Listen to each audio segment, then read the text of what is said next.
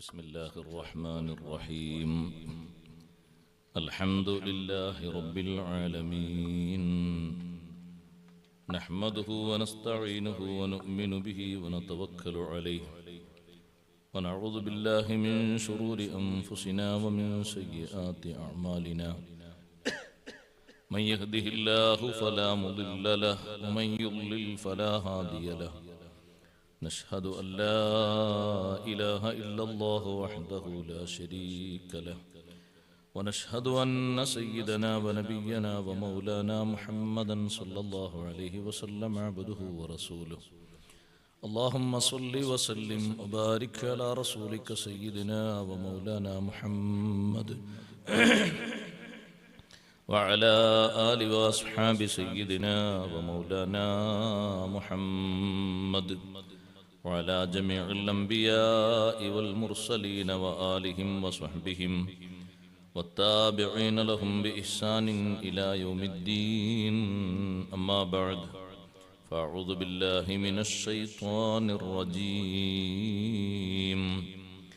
بسم الله الرحمن الرحيم الذي خلق الموت والحياة ليبلوكم أيكم أحسن عملا وهو العزيز الغفور الذي خلق 7 سماوات طباقا ما ترى في خلق الرحمن من تفاوت فارجع البصر هل ترى من فطور ثم ارجع البصر كرتين ينقلب إليك البصر خاسئا وهو حسير ولقد زينا السماء الدنيا بمصابيح وجعلناها رجوما للشياطين وأعتدنا لهم عذاب السعير وللذين كفروا بربهم عذاب جهنم وبئس المصير صدق الله العظيم صدق وصدق وبلغ رسوله النبي الكريم ونحن على ما قال ربنا من الشاهدين الشاكرين والحمد لله رب العالمين يا سيدي جد لي فجودك منتظر للمرتجي لا سيما أهل الفقر ما لي سوى مدحي وحبي من ذخر فهما الذخيرة لي ونعم المدخر بهما رجائي أن عيني قد تقر إذ ما يقابل كل ساع بالأجر يا رب صل على النبي محمد منجي الخلائق من جهنم في غدي സർവാദരണീയരായ സയ്യിദ് അവർകളെ, ഉസ്താദുമാരെ, കാരണവന്മാരെ, സഹോദരങ്ങളെ, സഹോദരിമാരെ, സുഹൃത്തുക്കളെ, അൽഹംദുലില്ലാഹ്, അല്ലാഹുവിൻ്റെ അതിമഹത്തായ അനുഗ്രഹത്താൽ തബാറക സൂറത്തിൻ്റെ മഹത്വവും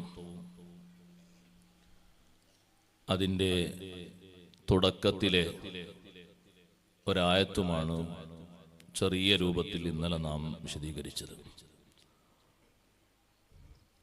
എന്നും പതിവാക്കി ഓതൽ സുന്നത്തുള്ള സൂറത്തുകളിൽ വലിയ മഹത്വമുള്ള ഈ തബാറക സൂറത്തും അതുപോലെ തന്നെ സൂറത്തു സജ്ദയും സൂറത്തു തകാസുർ, സൂറത്തു സൽസല, സൂറത്തുൽ കാഫിറൂൻ, ഇങ്ങനെയുള്ള സുന്നത്തുകളൊക്കെ നമ്മൾ പാലിക്കുന്നതോടൊപ്പം സൈനുദ്ദീൻ മഖ്ദൂം റളിയല്ലാഹു അൻഹു പഠിപ്പിച്ചതുപോലെ സൂറത്തുൽ ഇഖ്ലാസ് വലിയ മഹത്വമുള്ള സൂറത്താണ്. ഓരോ ദിവസവും 200 പ്രാവശ്യം ഓതൽ സുന്നത്തുണ്ട്. ആ സുന്നത്തുകളൊക്കെ ജീവിതത്തിൽ പാലിക്കുന്നത് ഇരുലോകത്തും നമുക്ക് വലിയ വിജയം അതുകൊണ്ട് ലഭിക്കാനാണ്. അള്ളാഹുവിൻ്റെ വിശുദ്ധ കലാമായ ഖുർആനാണ് ഓരോ ദിവസവും വിശ്വാസി ഏറ്റവും കൂടുതൽ ഓതാൻ കടപ്പെട്ടിരിക്കുന്നത്. അള്ളാഹുവിൻ്റെ അധികാരവും അതിൻ്റെ വ്യത്യസ്തതയും തബാറക സൂറത്തിന്റെ തുടക്കത്തിൽ റബ്ബ് സുബ്ഹാനഹു വ തആല ഓർമ്മപ്പെടുത്തിയ ശേഷം ആ അള്ളാഹുവിൻ്റെ അധികാരത്തിന്റെ കഴിവിന്റെ തെളിവ് നമുക്ക് മുന്നിൽ അള്ളാഹു ആദ്യമായി ഉണർത്തിത്തരുന്നത് അല്ലദീ ഖലഖൽ മൗത വൽ ഹയാത ലിയബ്ലുവകും അയ്യുക്കും അഹ്സനു അമല. അവനാണ് മൗത്തും ഹയാത്തും പടച്ചത്. മരണം അത് അള്ളാഹുവിൻ്റെ ഒരു സൃഷ്ടിയാണ്. അള്ളാഹുവിൻ്റെ സൃഷ്ടിയായതുകൊണ്ട് തന്നെ ആർക്കും അതിൽ വേറെ ഒരു പങ്കും ഇല്ല. ഒരാൾ മരിക്കണം എന്ന് നിശ്ചയിക്കുന്നതും തീരുമാനിക്കുന്നതും റബ്ബ് സുബ്ഹാനഹു വ തആലയാണ്. ജനിക്കണമെന്നും ജീവിക്കണമെന്നും നിശ്ചയിക്കുന്നതും അവൻ തന്നെയാണ്. ഈ മൗത്തും ഹയാത്തും അള്ളാഹു സംവിധാനിച്ചതിന്റെ പിന്നിൽ നമുക്ക് നമ്മെക്കുറിച്ച് ബോധ്യപ്പെടുത്തി തരാൻ ലിയബ്ലുവകും അയ്യുക്കും അഹ്സനു അമല. നിങ്ങളെ കൂട്ടത്തിൽ എല്ലാവരും അനുഭവിക്കുന്നതാണ് മൗത്തും ഹയാത്തും. നേതാവിനും ഉണ്ട്, അതുപോലെ തന്നെ അനുയായിക്കുമുണ്ട്, സമ്പന്നനും പാമരനും വലിയ ബഹുമാനമുള്ളവനും ഇല്ലാത്തവനും തുടങ്ങി വൈദ്യനും രോഗിക്കും എല്ലാവർക്കും ഒരുപോലെ അനുഭവിക്കാനുള്ള ഒരു സംഗതിയാണ് മൗത്ത്. മൗത്ത് മുന്നിൽ വെച്ച് അല്ലാഹു തആല നമ്മോട് പറയുന്നു, നന്നായി പ്രവർത്തിക്കണം. കാരണം മരിക്കാനുള്ളവരാണ്. മരണത്തിന്റെ സമയത്തും മരണാനന്തര ജീവിതത്തിലും വിജയം ലഭിക്കണം. അതിനെങ്ങനെ പ്രവർത്തിക്കണം? അല്ലാഹു തആല നമ്മെക്കുറിച്ച് പരിശോധിക്കാൻ വെച്ച രൂപത്തിൽ പ്രവർത്തിക്കണം. ലിയബ്ലുവകും അയ്യുക്കും അഹ്സനു അമല. നിങ്ങളെ കൂട്ടത്തിൽ നന്നായി പ്രവർത്തിക്കുന്നവൻ, നല്ല രൂപത്തിൽ അമൽ ചെയ്ത് അധ്വാനിക്കുന്നത് ആര് എന്ന് പരിശോധിക്കാൻ വേണ്ടി. പരിശോധിച്ചിട്ട് അല്ലാഹു തആലാക്ക് അറിയണമെന്നില്ല, നേരത്തെ അറിയാം. ആ പരിശോധനയിലൂടെ നമുക്ക് നമ്മെക്കുറിച്ചൊരു ബോധ്യപ്പെടുത്തി തരലുണ്ട്. അത് പരലോകത്താണ്. നമ്മൾ നന്നായി പ്രവർത്തിച്ചോ ഇല്ലേ എന്ന് നമ്മോട് തന്നെ അല്ലാഹു തആല നമ്മുടെ രേഖകൾ വെച്ച്, കർമ്മരേഖകൾ വെച്ച് നമ്മെ ബോധ്യപ്പെടുത്തി തരുന്നൊരു സന്ദർഭമുണ്ട്. നിഷേധിക്കാൻ കഴിയാത്ത സാക്ഷികളൊക്കെ അല്ലാഹു തആല വിസ്തരിച്ചുകൊണ്ട് ശരിയല്ലേ എന്ന് നമ്മോട് ചോദിക്കും. അപ്പൊ നമ്മുടെ കർമ്മ മേഖലയാണ് കാര്യമായ ഇവിടെ പരിശോധനയ്ക്ക് വിധേയമാക്കുന്നത്.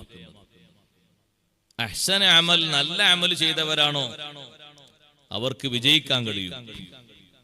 മൗത്തും ഹയാത്തും സൃഷ്ടിച്ചത് ലിയബ്ലുവകും അയ്യുക്കും അഹ്സനു അമല. നിങ്ങളെ കൂട്ടത്തിൽ ആരാണ് ഏറ്റവും നല്ല രൂപത്തിലും ഭാവത്തിലും പ്രവർത്തിക്കുന്നത് എന്ന് പരിശോധിച്ച് നിങ്ങൾക്ക് തന്നെ ബോധ്യപ്പെടുത്തി തരാൻ. ആ പരിശോധനയിൽ വിജയിക്കുമ്പോൾ റബ്ബ് സുബ്ഹാനഹു വ തആല ആ കർമ്മത്തിന്റെ മഹത്വത്തിനനുസരിച്ച് വലിയ പ്രതിഫലം തരും. എല്ലാവരും ഒരേ കർമ്മങ്ങൾ ചെയ്യുന്നുണ്ടെങ്കിലും എല്ലാവരുടേതും ഒരേ രൂപത്തിലല്ല ആയിത്തീരുന്നതും സ്വീകരിക്കുന്നതും. ഒരേ രൂപത്തിൽ കർമ്മം ചെയ്ത രണ്ടാളുകളുടെ ചരിത്രം അല്ലാഹു ഖുർആനിൽ പഠിപ്പിക്കുന്നുണ്ട്. മനുഷ്യർക്ക് ആദ്യമായി അല്ലാഹു നൽകിയ വലിയൊരു ചരിത്രം പാഠം അതാണ്. ആദം അലൈഹിസ്സലാത്തു വസ്സലാമിന്റെ രണ്ട് മക്കൾ ഹാബീലും ഹാബീലും രണ്ടുപേരും ഒരു ഖുർബാൻ സമർപ്പിച്ച കഥ വിശുദ്ധ ഖുർആൻ പഠിപ്പിക്കുന്നുണ്ട്. ഖുർബാൻ പുണ്യദാനം. രണ്ടുപേരും ദാനം തന്നെയാണ് ചെയ്തത്. പക്ഷെ കൊണ്ടുപോയതില് അതിന്റെ മെറ്റീരിയൽസ് വ്യത്യാസം ഉണ്ടെന്നേ ഉള്ളൂ. ഒന്ന് പച്ചക്കറിയാണ്, മറ്റൊന്ന് മാംസമാണ്. അതാകട്ടെ ഏതായാലും കുഴപ്പമില്ല. പക്ഷേ രണ്ടുപേരും ചെയ്യുന്നത് പുണ്യദാനമാണ്. ഒരാളിൽ നിന്ന് മാത്രം സ്വീകരിക്കപ്പെട്ടു, മറ്റേയാളിൽ നിന്ന് സ്വീകരിക്കപ്പെട്ടില്ല. ഇത് ഖറബ ഖുർബാനൻ ഫതുഖബ്ബില മിൻ അഹദിഹിമാ വലം യുതഖബ്ബൽ മിനൽ ആഖർ. മനുഷ്യർക്ക് പഠിപ്പിക്കാൻ വേണ്ടി അല്ലാഹു തആല വിശുദ്ധ ഖുർആനിലൂടെ പറഞ്ഞു എന്നൊരു ചരിത്രമാണ്. രണ്ടുപേരും പുണ്യദാനം സമർപ്പിച്ചു, പക്ഷേ ഒരാളിൽ നിന്ന് സ്വീകരിക്കപ്പെട്ടു, മറ്റേയാളിൽ നിന്ന് സ്വീകരിക്കപ്പെട്ടില്ല. എന്താണ് അതിന് സ്വീകരിക്കപ്പെട്ട ആള് കാരണം പറഞ്ഞത്? എന്റേത് എന്തുകൊണ്ട് അള്ളാഹു സ്വീകരിച്ചില്ല, എങ്ങനെ സ്വീകരിച്ചു എന്ന് വെളിവായത്?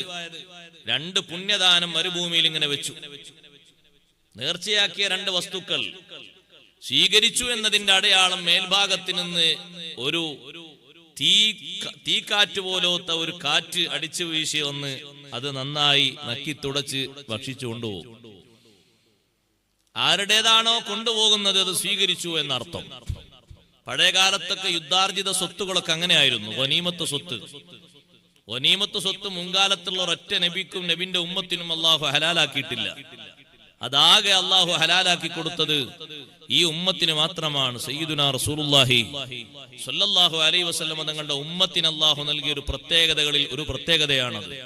ഉഹില്ലത് ലിയൽ ഗനായിം വലം തഹില്ല ലി അഹദിൻ ഖബ്ലി. തങ്ങൾ പറഞ്ഞു, എന്റെ മുമ്പ് ഒരു ഉമ്മത്തിനും ഒരു നബിക്കും അള്ളാഹു ഗനീമത്ത് സ്വത്ത് ഹലാലാക്കിയിട്ടില്ല. എനിക്കും എന്റെ ഉമ്മത്തിനും അത് അനുവദിക്കപ്പെട്ടു. മുമ്പൊക്കെ യുദ്ധം കഴിഞ്ഞാൽ കിട്ടിയ യുദ്ധാർജിത സ്വത്തൊക്കെ അങ്ങനെ കൂട്ടിവെക്കും. ആ കിട്ടിയ ഗനീമത്തൊക്കെ റെഡിയാണ്. ചെയ്ത യുദ്ധവും ശരിയാണെങ്കിൽ കാറ്റിങ്ങനെ മേൽഭാഗത്തു നിന്ന് വന്ന് അതങ്ങനെ കൊണ്ടുപോകും. അള്ളാഹു അങ്ങനെയാണ് ഒരു കാരണം വെച്ചിരിക്കുന്നത്. സ്വീകരിച്ചു എന്നതിന് അടയാളമാണ്. മുൻഗാമികൾപ്പെട്ട ഒരു നബി യുദ്ധം ചെയ്ത് ഗനീമത്ത് സ്വത്ത് കൊണ്ടുവന്നു, അതൊരു ഭാഗത്ത് കൂട്ടിയിട്ടു. കാറ്റ് വരുന്നു, സ്പർശിക്കുന്നു, തൊടാതെ തിരിച്ചു പോകുന്നു. കാറ്റ് വീണ്ടും വരുന്നു, ഇതിന്റെ അടുത്തെത്തുമ്പോ കാറ്റ് വീണ്ടും മടങ്ങിപ്പോകുന്നു. ആ സമയത്ത് ആ നബി ജനങ്ങളോട് പറഞ്ഞു, നിങ്ങളെ കൂട്ടത്തിൽ യുദ്ധാർജിത സ്വത്തിൽ നിന്ന് ആരോ കട്ടെടുത്ത് വെച്ചിട്ടുണ്ട്, അവിഹിത മുതൽ ആരോ കളവ് ചെയ്ത് കൈക്കലാക്കിയിട്ടുണ്ട്. അതുകൊണ്ടാണ് കാറ്റ് വന്നിട്ട് ഇത് ഭക്ഷിച്ചു പോകാത്തത്. അപ്പൊ കുറെ ആളുകൾ കൊണ്ടുവന്നിടാൻ തുടങ്ങി. എല്ലാവരും കൊണ്ടുവന്നിട്ടപ്പോ വീണ്ടും കാറ്റ് വന്നു, മുഴുവനായി കൊണ്ടുപോയി. ആ ഒരു സ്വീകാര്യതയുടെ കുറവ് കൊണ്ട്, അവിഹിതം അവരെ കയ്യിലുള്ളത് കൊണ്ട് കാറ്റ് സ്വീകരിച്ചില്ല എന്നർത്ഥം. ഇതുപോലെ കാറ്റ് സ്വീകരിക്കുമായിരുന്നു ആദം അലൈഹിസ്സലാത്തു വസ്സലാമിന്റെ രണ്ട് മക്കളുടെയും പുണ്യദാനം.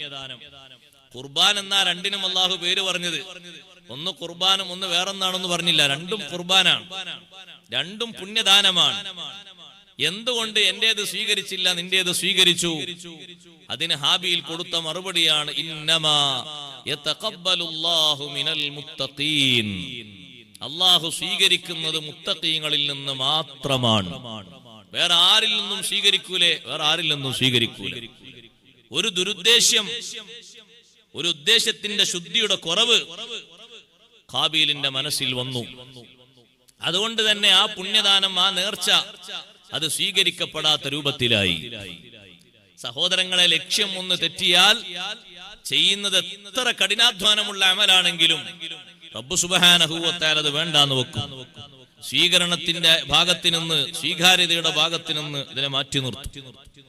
അങ്ങനെയാണ് ഏത് കാര്യവും. യുദ്ധം ചെയ്യാൻ പോകുമ്പോ, ഗസ്വത്തിന് വേണ്ടി പോകുമ്പോ, യുദ്ധം എന്ന് മലയാളത്തിൽ അങ്ങനെ പ്രയോഗിക്കാം, ഒരു പ്രതിരോധം എന്ന് പറയാം. അതാണ് ഏറ്റവും സുഖം. നബി സല്ലല്ലാഹു അലൈഹി വസല്ലം തങ്ങൾ സ്വഹാബത്തിനെയും കൂട്ടി പോകുമ്പോ സ്വഹാബത്തിനോട് പറഞ്ഞു, നിങ്ങളെ കൂട്ടത്തിൽ ആർക്കെങ്കിലും എന്തെങ്കിലും ശല്യം ചെയ്ത ആളുകൾ നിങ്ങളെ കൂട്ടത്തിൽ ആരെങ്കിലും ഉണ്ടെങ്കിൽ എന്റെ കൂടെ വരരുത്. നമ്മൾ പോകുന്നത് ശത്രുക്കളോട് ചെറുത്തുനിൽപ്പിന് വേണ്ടിയാ പോകുന്നത്. ആ പോകുന്ന സമരമുഖത്ത് അള്ളാഹുവിന്റെ ഭാഗത്തു നിന്നുള്ള സ്വീകാര്യതയും വിജയവും കിട്ടണമെങ്കിൽ നിങ്ങളെ കൂട്ടത്തിൽ ഏതെങ്കിലും ഒരാള് ആർക്കെങ്കിലും എന്തെങ്കിലും ദുൽമോ മറ്റോ ചെയ്തിട്ടുണ്ടെങ്കിൽ വരാൻ പാടില്ല. ഒരു സ്വഹാബി വന്നിട്ട് പറഞ്ഞു, അള്ളാഹുവിന്റെ റസൂലേ, ഇന്നി ബുൽതു ഫീ ഹാഇതി ദാരി, എന്റെ അയൽവാസിയുടെ തോട്ടത്തിൽ ഞാനൊന്ന് മൂത്രമൊഴിച്ചു പോയി. ഒരാള് മൂത്രമൊഴിച്ചാൽ അത്ര ഉണ്ടാവോ? കാണുക മാത്രം. അത് കുറച്ചു കഴിഞ്ഞാൽ കാറ്റങ്ങോട്ടും ഇങ്ങോട്ടും അടിച്ചു വീശി അതിന്റെ വാസനയും പോകൂലേ? നിരന്തരമായി മൂത്രമൊഴിക്കുന്നില്ല, ഒരാൾ ഒരിക്കൽ മൂത്രമൊഴിച്ചതാണ്. അയൽവാസിയുടെ തോട്ടത്തിൽ അങ്ങനെ മൂത്രമൊഴിച്ചു എന്ന് പറഞ്ഞപ്പോ തങ്ങൾ പറഞ്ഞു, ലാ തസ്ഹബിനൽ യൗം, ഇന്ന് നിങ്ങൾ കൂടെ വരാൻ പാടില്ല. മനസ്സിലാകുന്നുണ്ടോ? നമ്മുടെ ജുമയും നമ്മുടെ ജമാഅത്തും ഫർള് കിഫയായിട്ടുള്ള എല്ലാ കാര്യങ്ങളും അള്ളാഹു സ്വീകരിക്കുന്നതിന് നല്ല നിശ്ചയദാർഢ്യം, നല്ല ഇഖ്ലാസ് നമ്മുടെ ഭാഗത്തു നിന്നുണ്ടാകണം.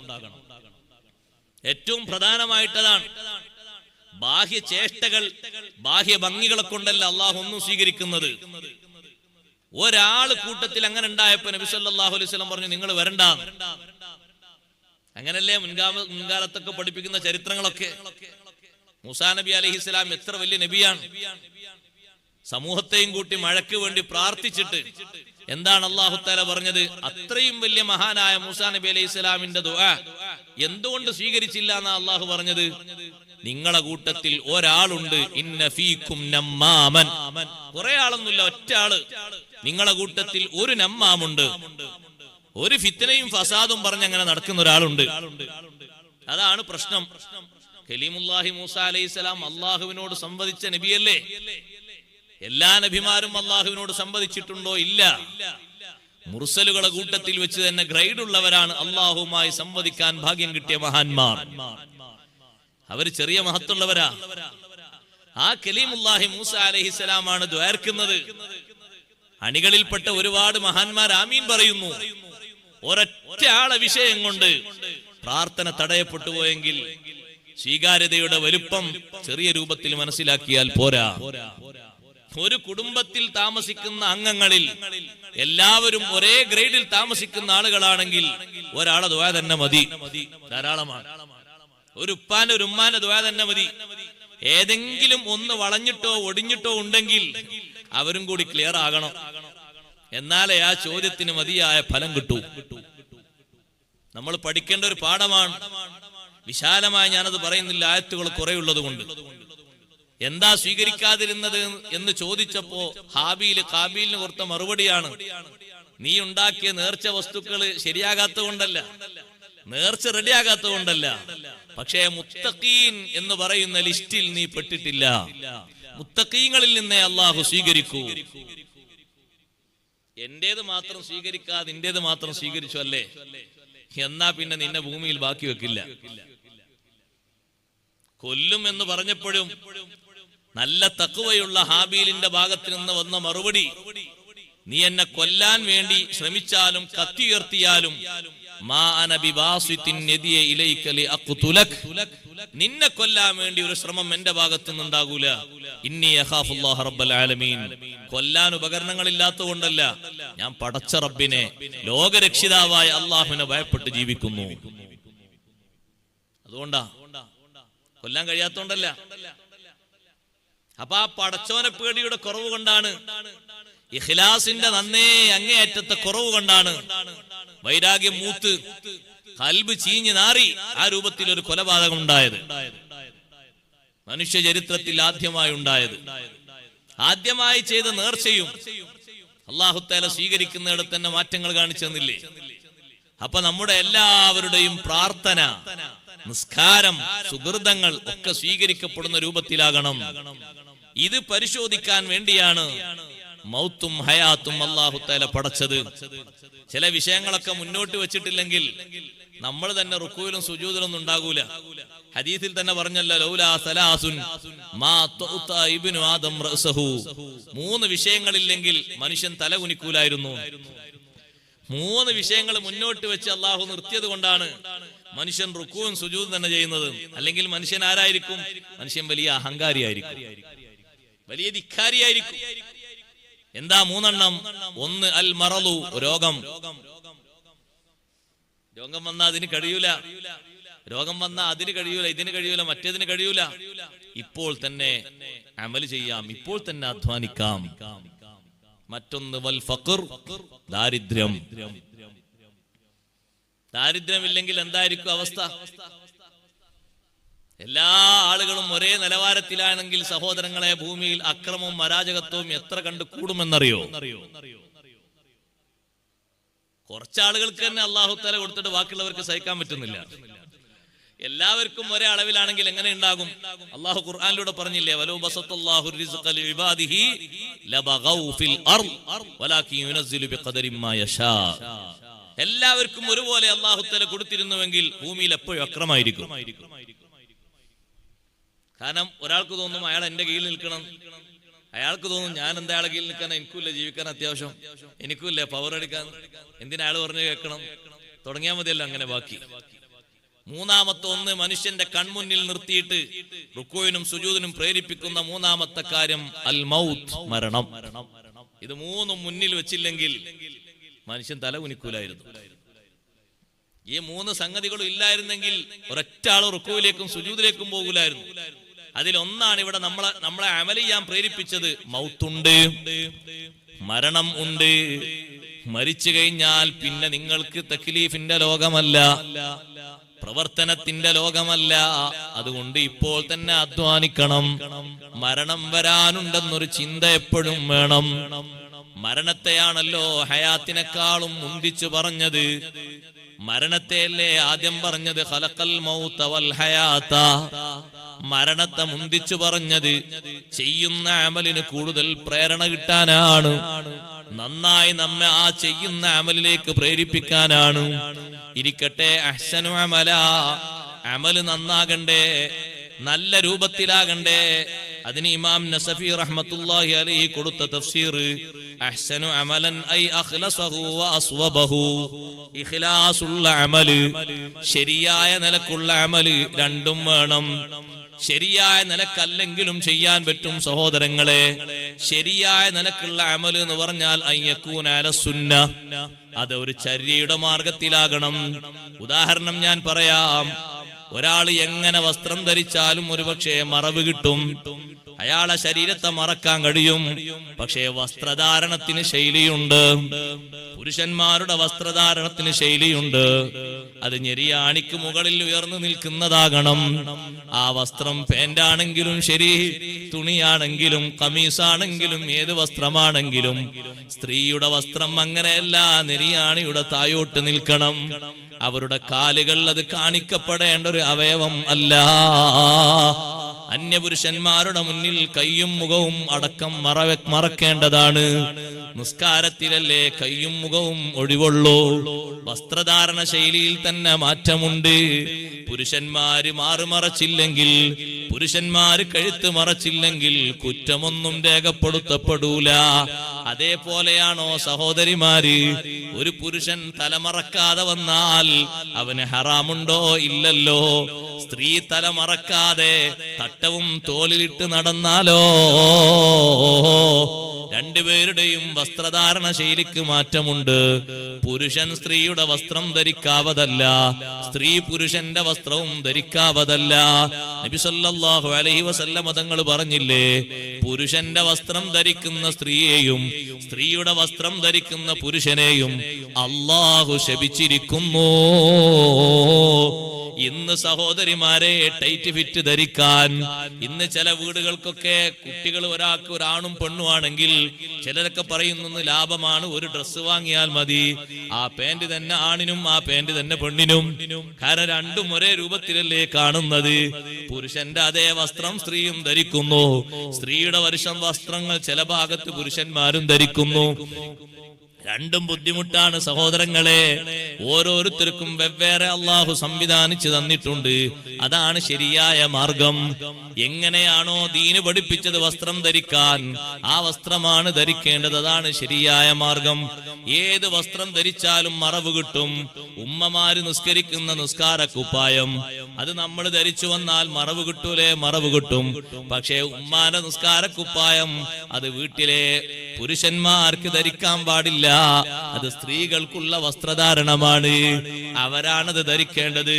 മറവ് കിട്ടാൻ ഇതും മതിയല്ലോ എന്നൊരാൾ പറഞ്ഞാലോ, ആ ചെയ്യുന്ന പണി നല്ല പണിയായിട്ട് കൂട്ടൂല എന്ന് മാത്രമല്ല, അതിന് കുറ്റമായിട്ട് രേഖപ്പെടുത്തപ്പെടുകയും ചെയ്യും.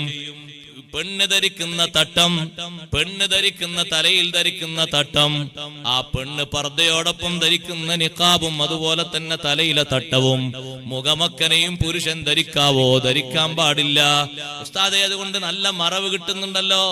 തലമറച്ച സുന്നത്തിനത് പോരെ. പുരുഷന് ധരിക്കേണ്ട ഒരു വസ്ത്രമുണ്ട്. ആ വസ്ത്രമാണ് പുരുഷൻ ധരിക്കേണ്ടത്. അതുപോലെ തന്നെ എല്ലാവർക്കും ഒരേ വസ്ത്രമാണോ? അല്ല. ആലിമീങ്ങൾക്ക് ആലിമീങ്ങൾ ഒരു വേഷമുണ്ട്. അത് സാധാരണക്കാരാ വേഷം സ്വീകരിച്ചുകൂടാ. അതേ തലേക്കെട്ടും അതേ രൂപത്തിലുള്ള തൊപ്പിയും ഖമീസും അതേ രൂപത്തിലുള്ള വസ്ത്രധാരണമില്ലേ, അത് പണ്ഡിതന്മാർക്കുള്ള വസ്ത്രധാരണം. അല്ലാത്തവർ സ്വീകരിക്കാവതല്ല. അല്ലാത്തവർക്ക് വെള്ളക്കുപ്പായം തന്നെ വേറൊരു മോഡലുണ്ട്. അവർക്ക് തൊപ്പിയും തലേക്കെട്ടും തന്നെ വേറൊരു രൂപത്തിലുണ്ട്. ആ തലേക്കെട്ടിന് അവരെ തലേക്കെട്ടിന്റെ കൂലി കിട്ടും. ആ തൊപ്പിക്കോ തലമുറച്ച കൂലിയും കിട്ടും. ആ ഡ്രസ്സിനോ ആ ഡ്രസ്സിന്റെ കൂലിയും കിട്ടും. ആലിമീങ്ങളെ വസ്ത്രം അല്ലാത്തവർ ധരിച്ചാലോ അതിന് സഹോദരങ്ങളെ അവർ ആലിമീങ്ങളായി തെറ്റിദ്ധരിക്കപ്പെടും. അപ്പൊ പലതും അവരോട് ചോദിക്കപ്പെടും.